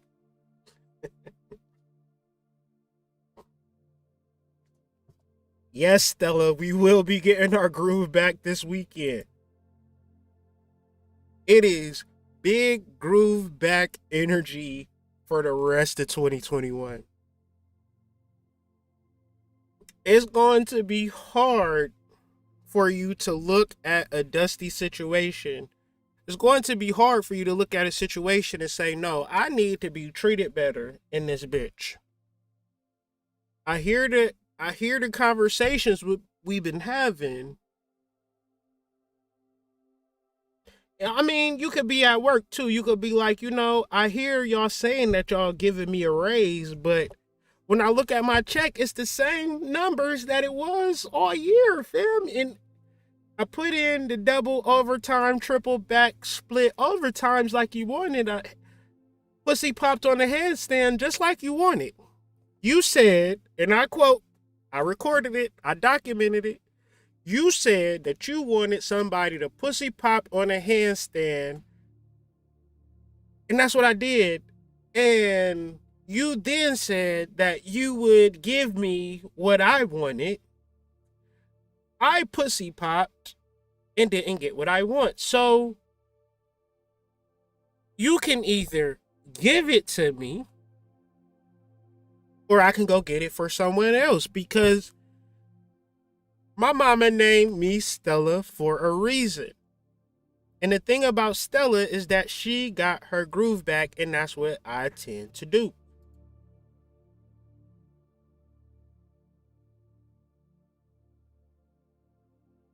You could be Austin Powers, get your mojo back. But trust me, Pluto does not come to play games. Pluto comes to transform.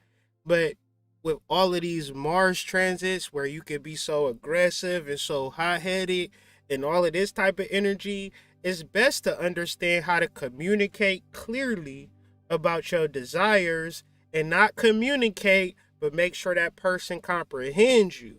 Because after the communication, you could be like, because I know they don't like when you reference stuff, you like, it's some Mars transits, it's some squares, it's the planet of action, babe. So you either gonna put the money in my account, on the table. I don't care where you put it, but just make sure I can grab it and put it in my pocket, right? Or else I'm gonna have to take my talents to South Beach. Get my groove back. Because love is never a sacrifice.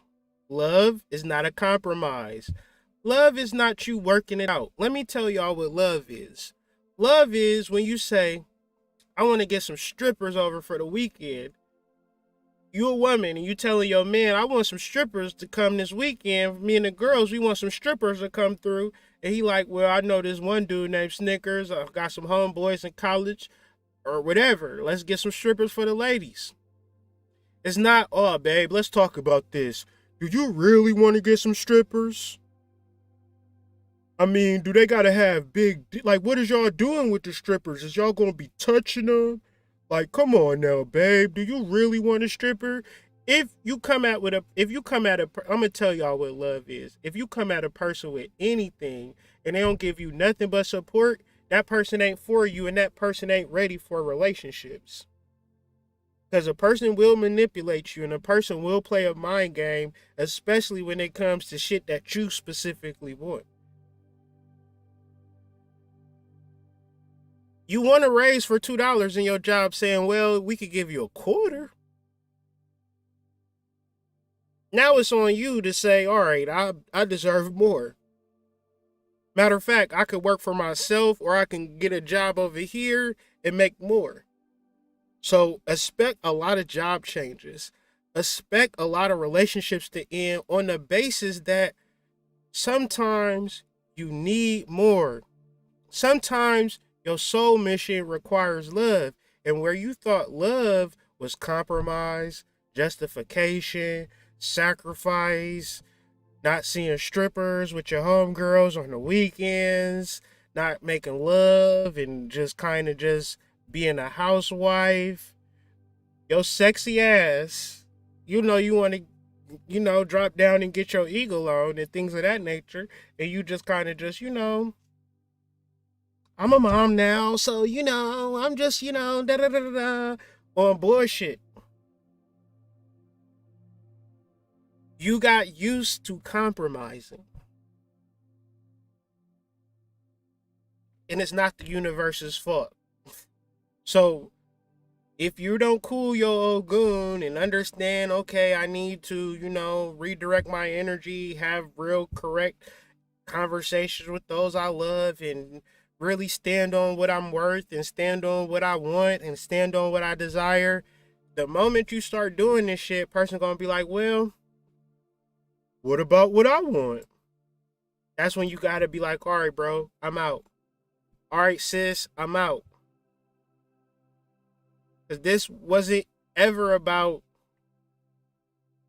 tit for tat, give and take. I'm being clear on what I want. And before you start to conditionalize me, before you try to come in with, well, we can give you a quarter.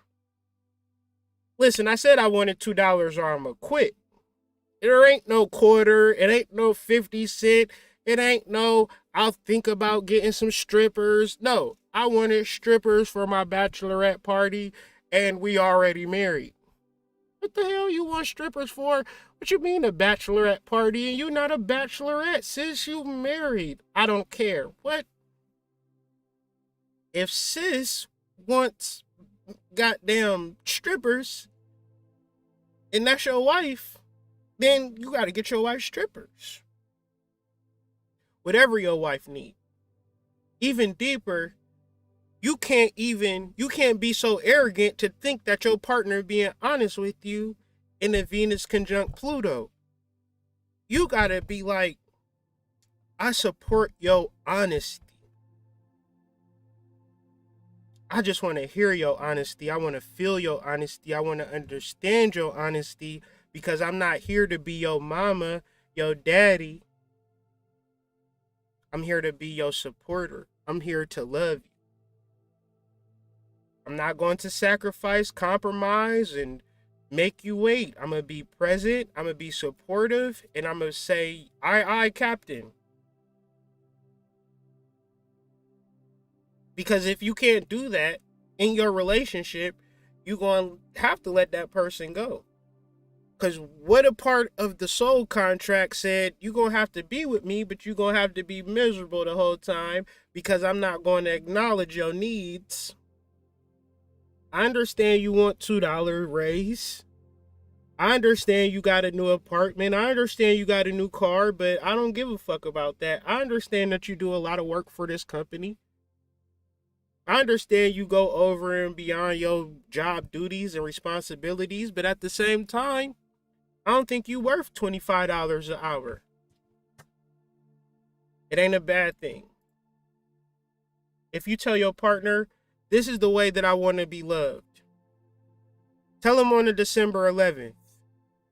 By December 25th, and if ain't nothing changed, if you tell your job, I need a $5 raise, I need whatever type of raise.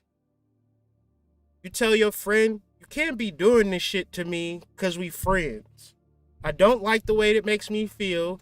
I don't mind being your friend, but that one thing you do, I'm not on that shit. You can stop, or we can stop being friends. If you ain't clear, you be clear on that by the 11th. By the 25th, you either see great changes or you get the fuck up out of there.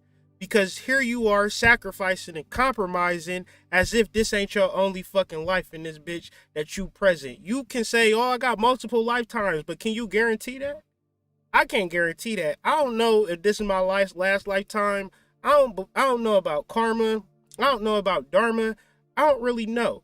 All I do know is that there is a truth within me that I've been suppressing because I haven't been able to communicate it clearly. And if it comes to my own truth, I'm going to have to be able to communicate that.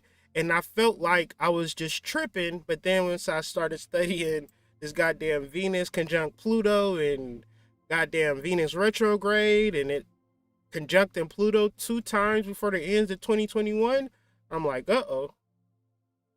You're going to have to figure something out, Kyrie.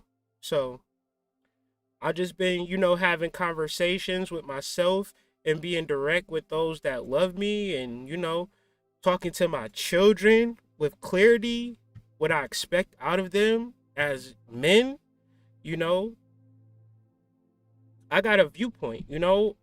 If you so this is for the men in relationships. If you don't lead that relationship, then you're at fault. The understanding of leadership is obstacles. You don't say, "Oh, I'm a lead, but I need everything to be perfect." No, you got to lead and understand how to lead through obstacles, how to lead through adversity. The key to leading, though, is love. But you can't love and not pay attention to. You can't love and support. You can't love and not build people up. Because if you love and don't build people up, you might get to a certain point where you need somebody. And when you need somebody, that person is not going to be there for you, because where you thought it was love, it was compromise. Where you thought it was love was sacrifice. Where you thought it was love was somebody telling you, "Hold up, we'll give you a 20-day probationary period, then we'll see." Probationary period come, we still thinking about it. Our servers is down. We'll get back with you.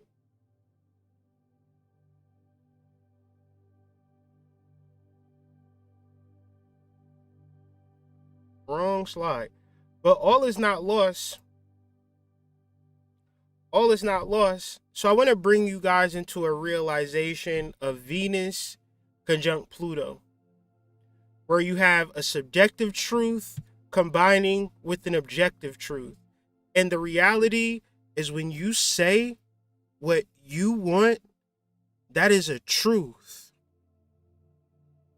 When you speak it, when you live it, when you act it, it is a reality. See, a truth and a reality are two separate things. You and your essence in life is the bindingness of truth and reality. But part of truth is verbalization. It is a clarity that Mercury presents, being conjunct officious. However, if you're not clear on your truth, then it's all going to hell.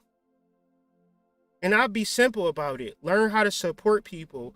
Learn how to give without wanting things in return, and learn to say what you desire, and then also know that it's time to leave. When it is time to leave, right? Don't put yourself in a situation where you're being ignored, you're not being served, you're not happy, it's not working out, so forth and so on, just because. Because the deeper reality is that love is waiting for you, as we discussed yesterday. But we also finding out that love is advanced magical procedures. So you have the subjective and you have the objective. Let's read. There are many words in the English language that sound similar but have completely opposite meanings. One of the examples is subjective versus objective. Only a couple letters different, these two are actually antonyms, completely different, but Venus representing that subjective love, Pluto representing that objective love. Venus is saying, "I love you, I want to make a baby." Pluto is saying, "I love you, I want you to be an oak tree. I see you as an acorn.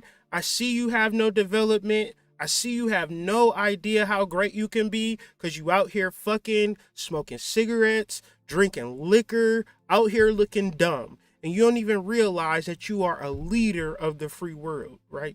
You are a part of something much greater than your physical reality presents to you." Venus is saying, "Well, everything I know is just everything I know. All I know is waking up and drinking E&J. All I know is hooking up with dudes on Tinder. All I know is going to the beauty supply store, so that's all I'm going to do." Right? Subjective information is anything that is based on personal opinion, judgment, feelings, or point of view, what you can see. Objective information is factual and based on observations and measurements. The seed from a personal subjective view is, this is a fucking seed. I can't eat off this seed. This seed ain't doing nothing for me. Forget this seed. Objectively, that's a mistake because you can plant that seed and it grow to be, a food bush. The objective truth, although it might take a while to manifest because it's based upon measurement, it's based on calculations, it's based on new information, because as new information comes within the objective field of view, you have to make adjustments. See, when you're cognitive dissonant, when you are a spiritualist, when you are caught up in your own hype, when you are caught up in your subjective personal opinion, you ruin your own purpose. You can sit here and talk to people about purpose. You can sit here and act like you on your purpose. But if you're not able to adjust, if you are not able to measure, if you are not able to sit down, look at your chart, see where transits are taking place at in your chart, know how you can prepare for certain transits in your chart, just and live according to your chart, how it's understood in your understanding, versus ignoring it because you don't need it and then suffering the consequences of having horrible relationships, going to a job that you hate, living in a home that you can't understand, not having a voice, not living in your purpose, just getting a goddamn direct deposit in your fake ass bank account and acting like everything is a-okay. That is subjective. Objective is saying that you need to connect with your soul group, Pluto. What is Pluto? Pluto is a small group of people that control a large amounts of wealth. Venus is, I can do it by myself. Pluto is, you need to be with people. Now, Venus conjunct Pluto is being around the right people, the perfect people, not the fuckity fucks, not the people who are ambiguous, not the people that require you to sacrifice, compromise, and wait and call it love, but the people who show up in your life with a solution, how you can help them, how they can help you. You come up with a mutual responsibility, a mutual respect, and you get to the bag. Because if you do not get to the bag, trust and believe the bag is not coming to you. That's the thing about online business and stuff like that. People just be like, well, I started an online business and ain't nobody come to it. Did you market that online business? Did you promote that online business? Did you do research on how much competitors? Did you look at how your competitors is coming at people and then understand, well, if my competitors is doing this, why would anybody buy from me? And I got somebody doing the same thing that I'm doing, selling it for cheaper, and it look nice. They got social proof, all this type of shit. It's harder than just saying I opened up a business. Subjectively, your personal opinion is I want to start a business. The objective truth is it's much difficult to do it alone. This doesn't have to be a hard transit, but I promise you, arrogance, I'ma laugh. I'ma get me a whole thing of popcorn after this video is over. So I'ma just watch y'all and laugh like crash dummies, because you can't say that I ain't tell you. I told y'all advanced magical techniques. Advanced magical techniques is love, but trust me, love is not sacrifice. Love is not you doing everything for a person and them telling you, hey, kiss my ass. And what you think a man likes, a man probably don't like, unless you ask them. A man doing his true will has the inertia of the universe to assist him. True will, according to Aleister Crowley, is law. The law is love.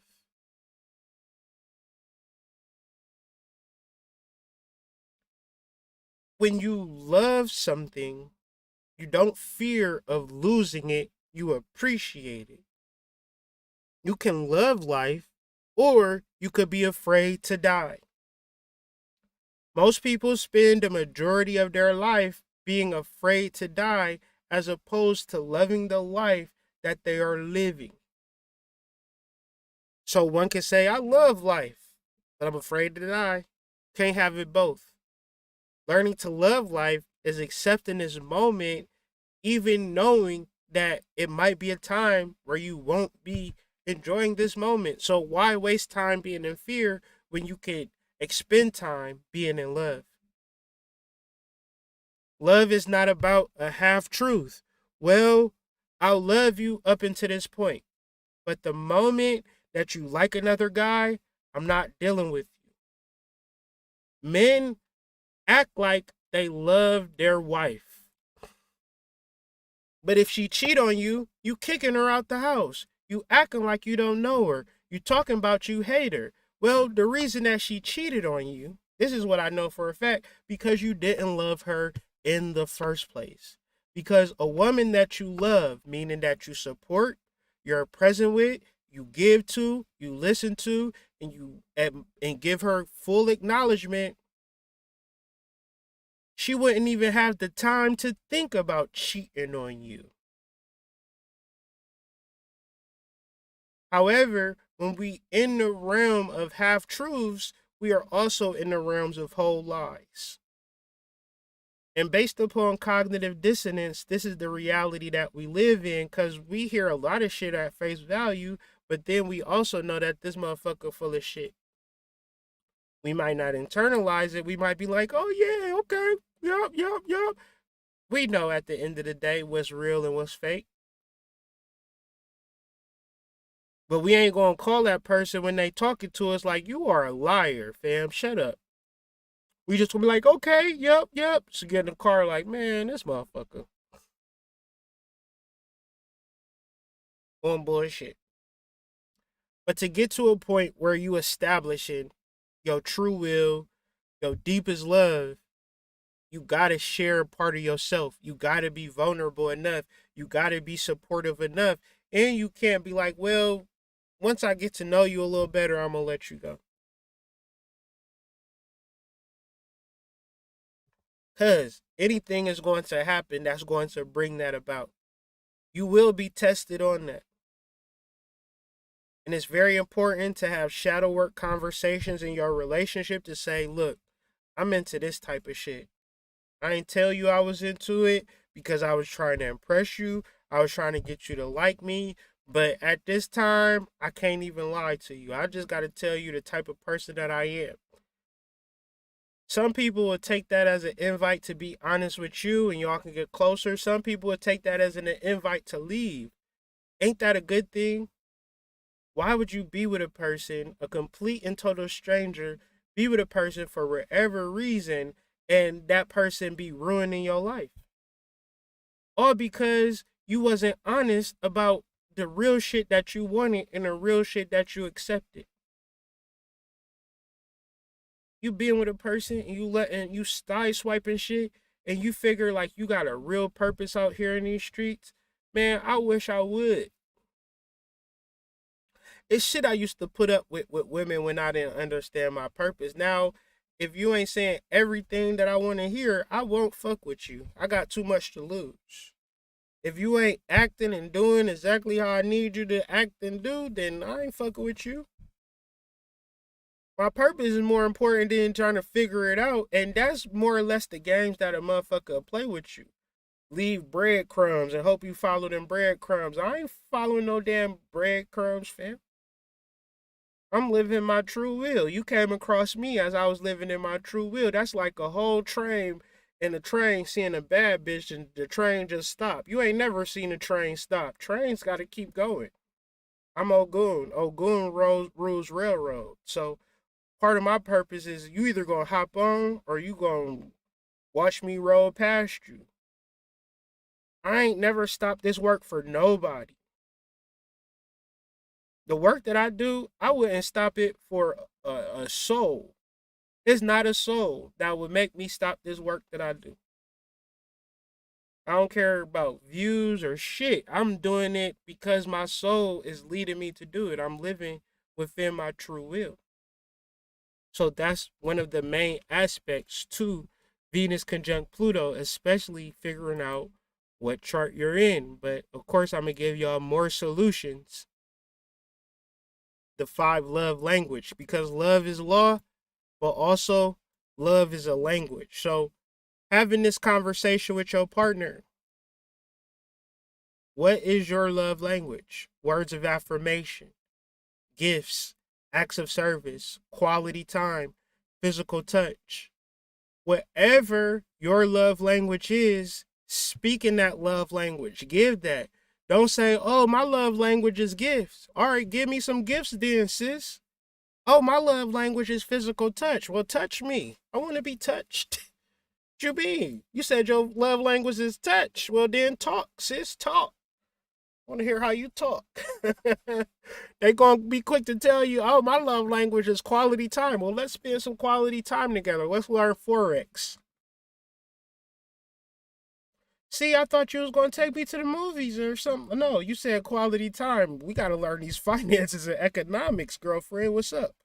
See, I don't know about this.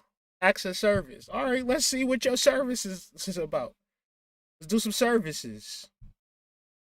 See, I thought these 5 love languages for what you were supposed to say to me, I didn't think that I was supposed to be saying the love languages. I was telling you about the love languages. What you want me to do? Words of affirmation. How about this? Give me some money. I'm like, no, sis, that's not affirmation that I was talking about. I was, you're doing a good job. You looking handsome today. I like the way them jeans look on you. You feel me? Like, don't be with me, fam. I don't know if any dude is like this, but don't be with me and don't compliment me, because that's really going to make it feel like we not really like you really not fucking with me. But, it ain't about choosing one of the 5 love languages either. It's about learning all of the languages and speaking them and understanding how your partner receives them. And then also how you perform these love languages, because we can easily say, oh, I love Jermaine. What have you bought Jermaine? Nothing. I bought him this pussy. What is the acts of service you did for Jermaine? I serviced him this pussy. Have you spent some quality time with Jermaine? He had quality time in this pussy. Have you physically touched him? He physically touched this pussy. I know all about the love languages, hood. Like, no, you gotta stop. Y'all gotta stop. Because this Christmas, every dude is gonna get the gift that he get every single Christmas. What is that? Getting some ass in a bow. We want an Apple Watch or something, sis. We tired of y'all just giving us pussy for Valentine's Day and Christmas. I don't give me an Apple Watch or something. Give me some goddamn Yeezys. Don't come to bed with no goddamn negligee on. Talk about Merry Christmas and wrap your gift. Not this year. Not 2021. I want a real gift. Stand on that. So I'm going to just go through this. Words of affirmation. I really loved your presentation. I loved your YouTube video. I loved your last mixtape that you put out, right? Y'all a clown y'all, man, for trying to put out a mixtape and trying to do a YouTube. Oh, trying to do a podcast ass nigga, mixtape ass nigga. You don't love that man, right? Quality time. Getting the coffee together on break. Scheduled one-on-one meetings, like real quality time. Doing something beneficial for your family as opposed to, taking each other for granted. Acts of service. Helping a coworker or lab mate tighten their workload. Because what I'm showing this for is because 5 love languages don't just start at romance.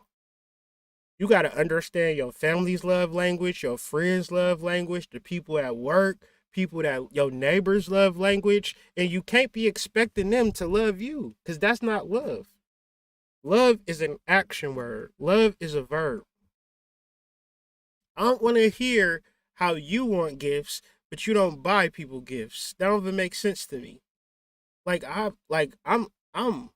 not that type of dude.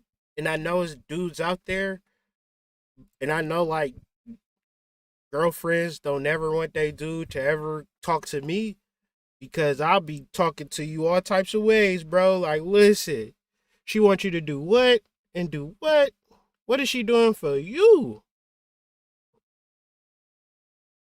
Y'all don't want them type of talks though. Anyways, physical touch, appropriate touch like handshakes, congratulations, or pinches in the booty if she like that. But I'm saying all of this to say, showing you all of these different slides about love languages and love being the law, because love is hard work. When you are arrogant in relationships, you are cognitively dissonant. You expecting that your partner is just going to kiss your ass because you halfway decent looking. You expect your partner to just I'll never forget this. I was talking to this young lady and we was just kind of in a talking phase. And it was just so poignant when she said it because I was just kind of talking, I was kind of probing, like, what the fuck do you want? Type shit. Like I've known her for years, right? And we was just kind of like building. And I'm like, what you want for real? She was like, honestly, because she was fine too. That's beside the point. I'm like, I'll do whatever, but what you want? She like, I want to be swept off my feet. So I was like, okay, what does that mean? I don't know. I just know it when I feel it. Said, what the? I stopped talking to her because I liked her. And I was like, I'll do whatever. I'll even sweep you off your feet. But what kind of broom do you want me to buy to sweep you off your feet? Do you want me to karate chop your ass? Like, undercut you and then catch you with my hand? Like, sweep you off your feet? How? You want me to take you on a trip? Like, what do you mean sweep you off your feet? And I know women is like, no, what she meant was, no, fuck that. Don't tell me you want me to sweep you off your feet. Nothing. Because you on bullshit. You on manipulation. You on sacrifice. You on compromise. You on 50-50, tit for tat. Stand on your shit and be like, how can you support me? How can we be mutually beneficial towards each other? And how can you stand on that shit? Right. Do you want a push broom? Like, how do you want me to sweep you off your feet? Do you want me to do a sweep kick? Like, sweep you off your feet in what way? Because I'll sweep your ass in a heartbeat, right? Like, I'll type of sweeping you want. If that's all you want, every day I'll come with the broom. Like, here he come. That's my man. What are you doing with that broom, girl? You about to sweep me off his feet? So, love is hard work. It's not a easy thing that's just going to be given to you. When I talk about advanced magical techniques and I break it down to love, you might think that that's some simple shit. But you got to communicate and support somebody and love somebody and be unrelenting to somebody and have that joy found within yourself and be present and do all of this hot existential shit. It's hard work. To sit with a person and say, you know what? I'm not going to play mind games with you. I'm going to serve you and make your life better because I love you. It's a simple formula for me. Now, Venus conjunct Pluto, my goal is to teach. Like, people will be like, oh, Kyrie, I love you so much, and you do this, and you do that, and da-da-da-da-da. All right, don't compliment me on shit. Don't say shit to me. Just love. Because that's all I've been fucking doing this whole entire time.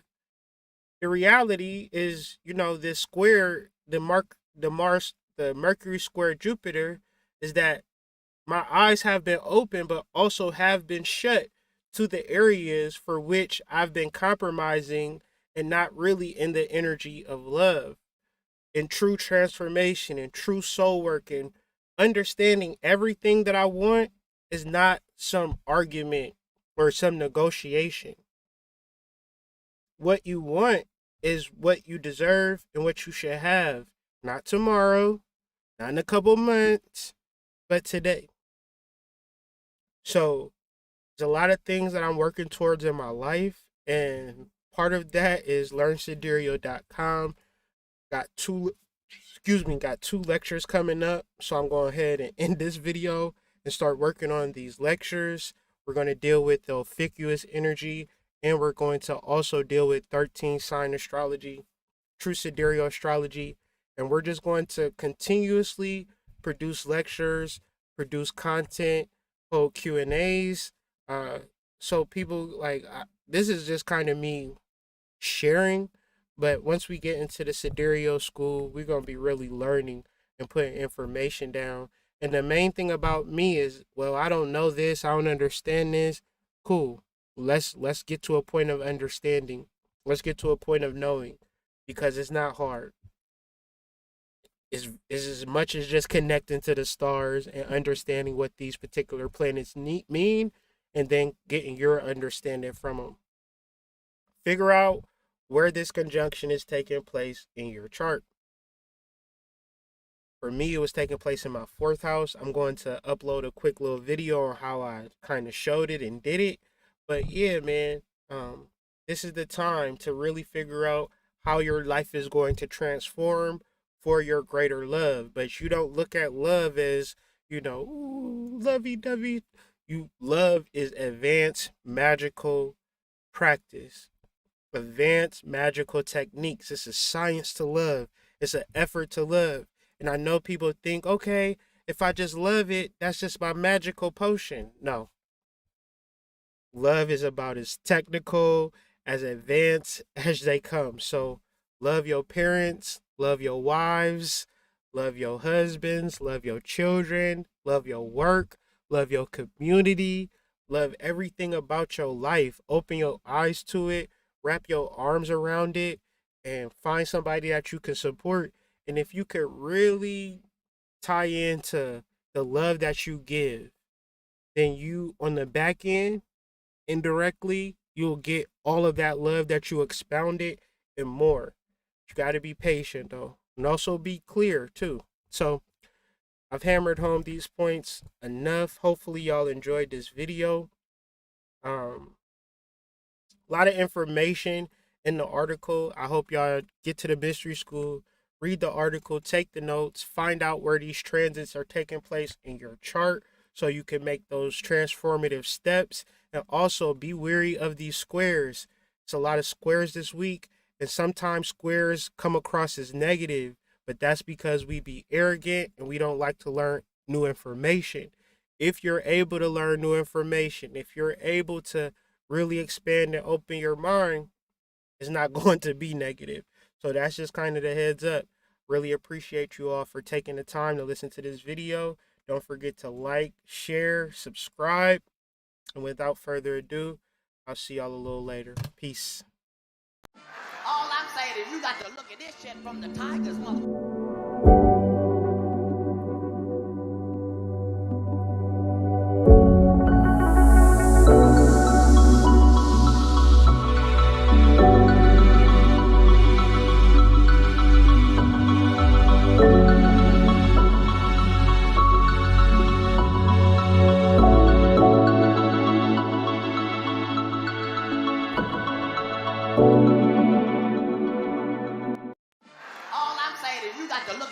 From the tiger's motherfucking viewpoint. First of all, this ain't no fake ass got it at the mall tiger. This a real goddamn tiger, like the kind that be on National Geographic every time you turn it on the back of a wildebeest ass and shit. And every day they got this real fucking tiger in a fake ass habitat. And every fucking day the tiger be fucked up because he be conflicted. Everything in the tiger spirit is telling him, nigga, you a motherfucking monster, nigga. You a beast. You run the jungle, nigga. You supposed to roar and shit's supposed to happen. And every fucking day the tiger come out and try it and the shit don't work. And some of us know how the fuck that feel to be trying shit and trying shit, trying shit and trying shit, don't work. Trying shit and trying shit, won't work. Trying shit, switch it up. Trying shit, won't work. That's how the fuck the tiger feel. Every goddamn day he come out with the roar and shit. Just wish me luck, wish me luck.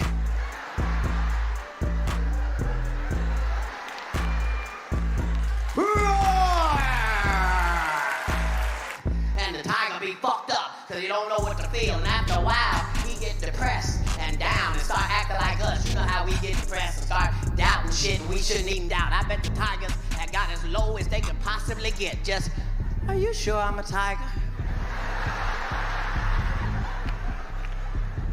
I don't feel very much like a tiger. Maybe I'm just a vicious ass koala bear. Did you ever investigate that?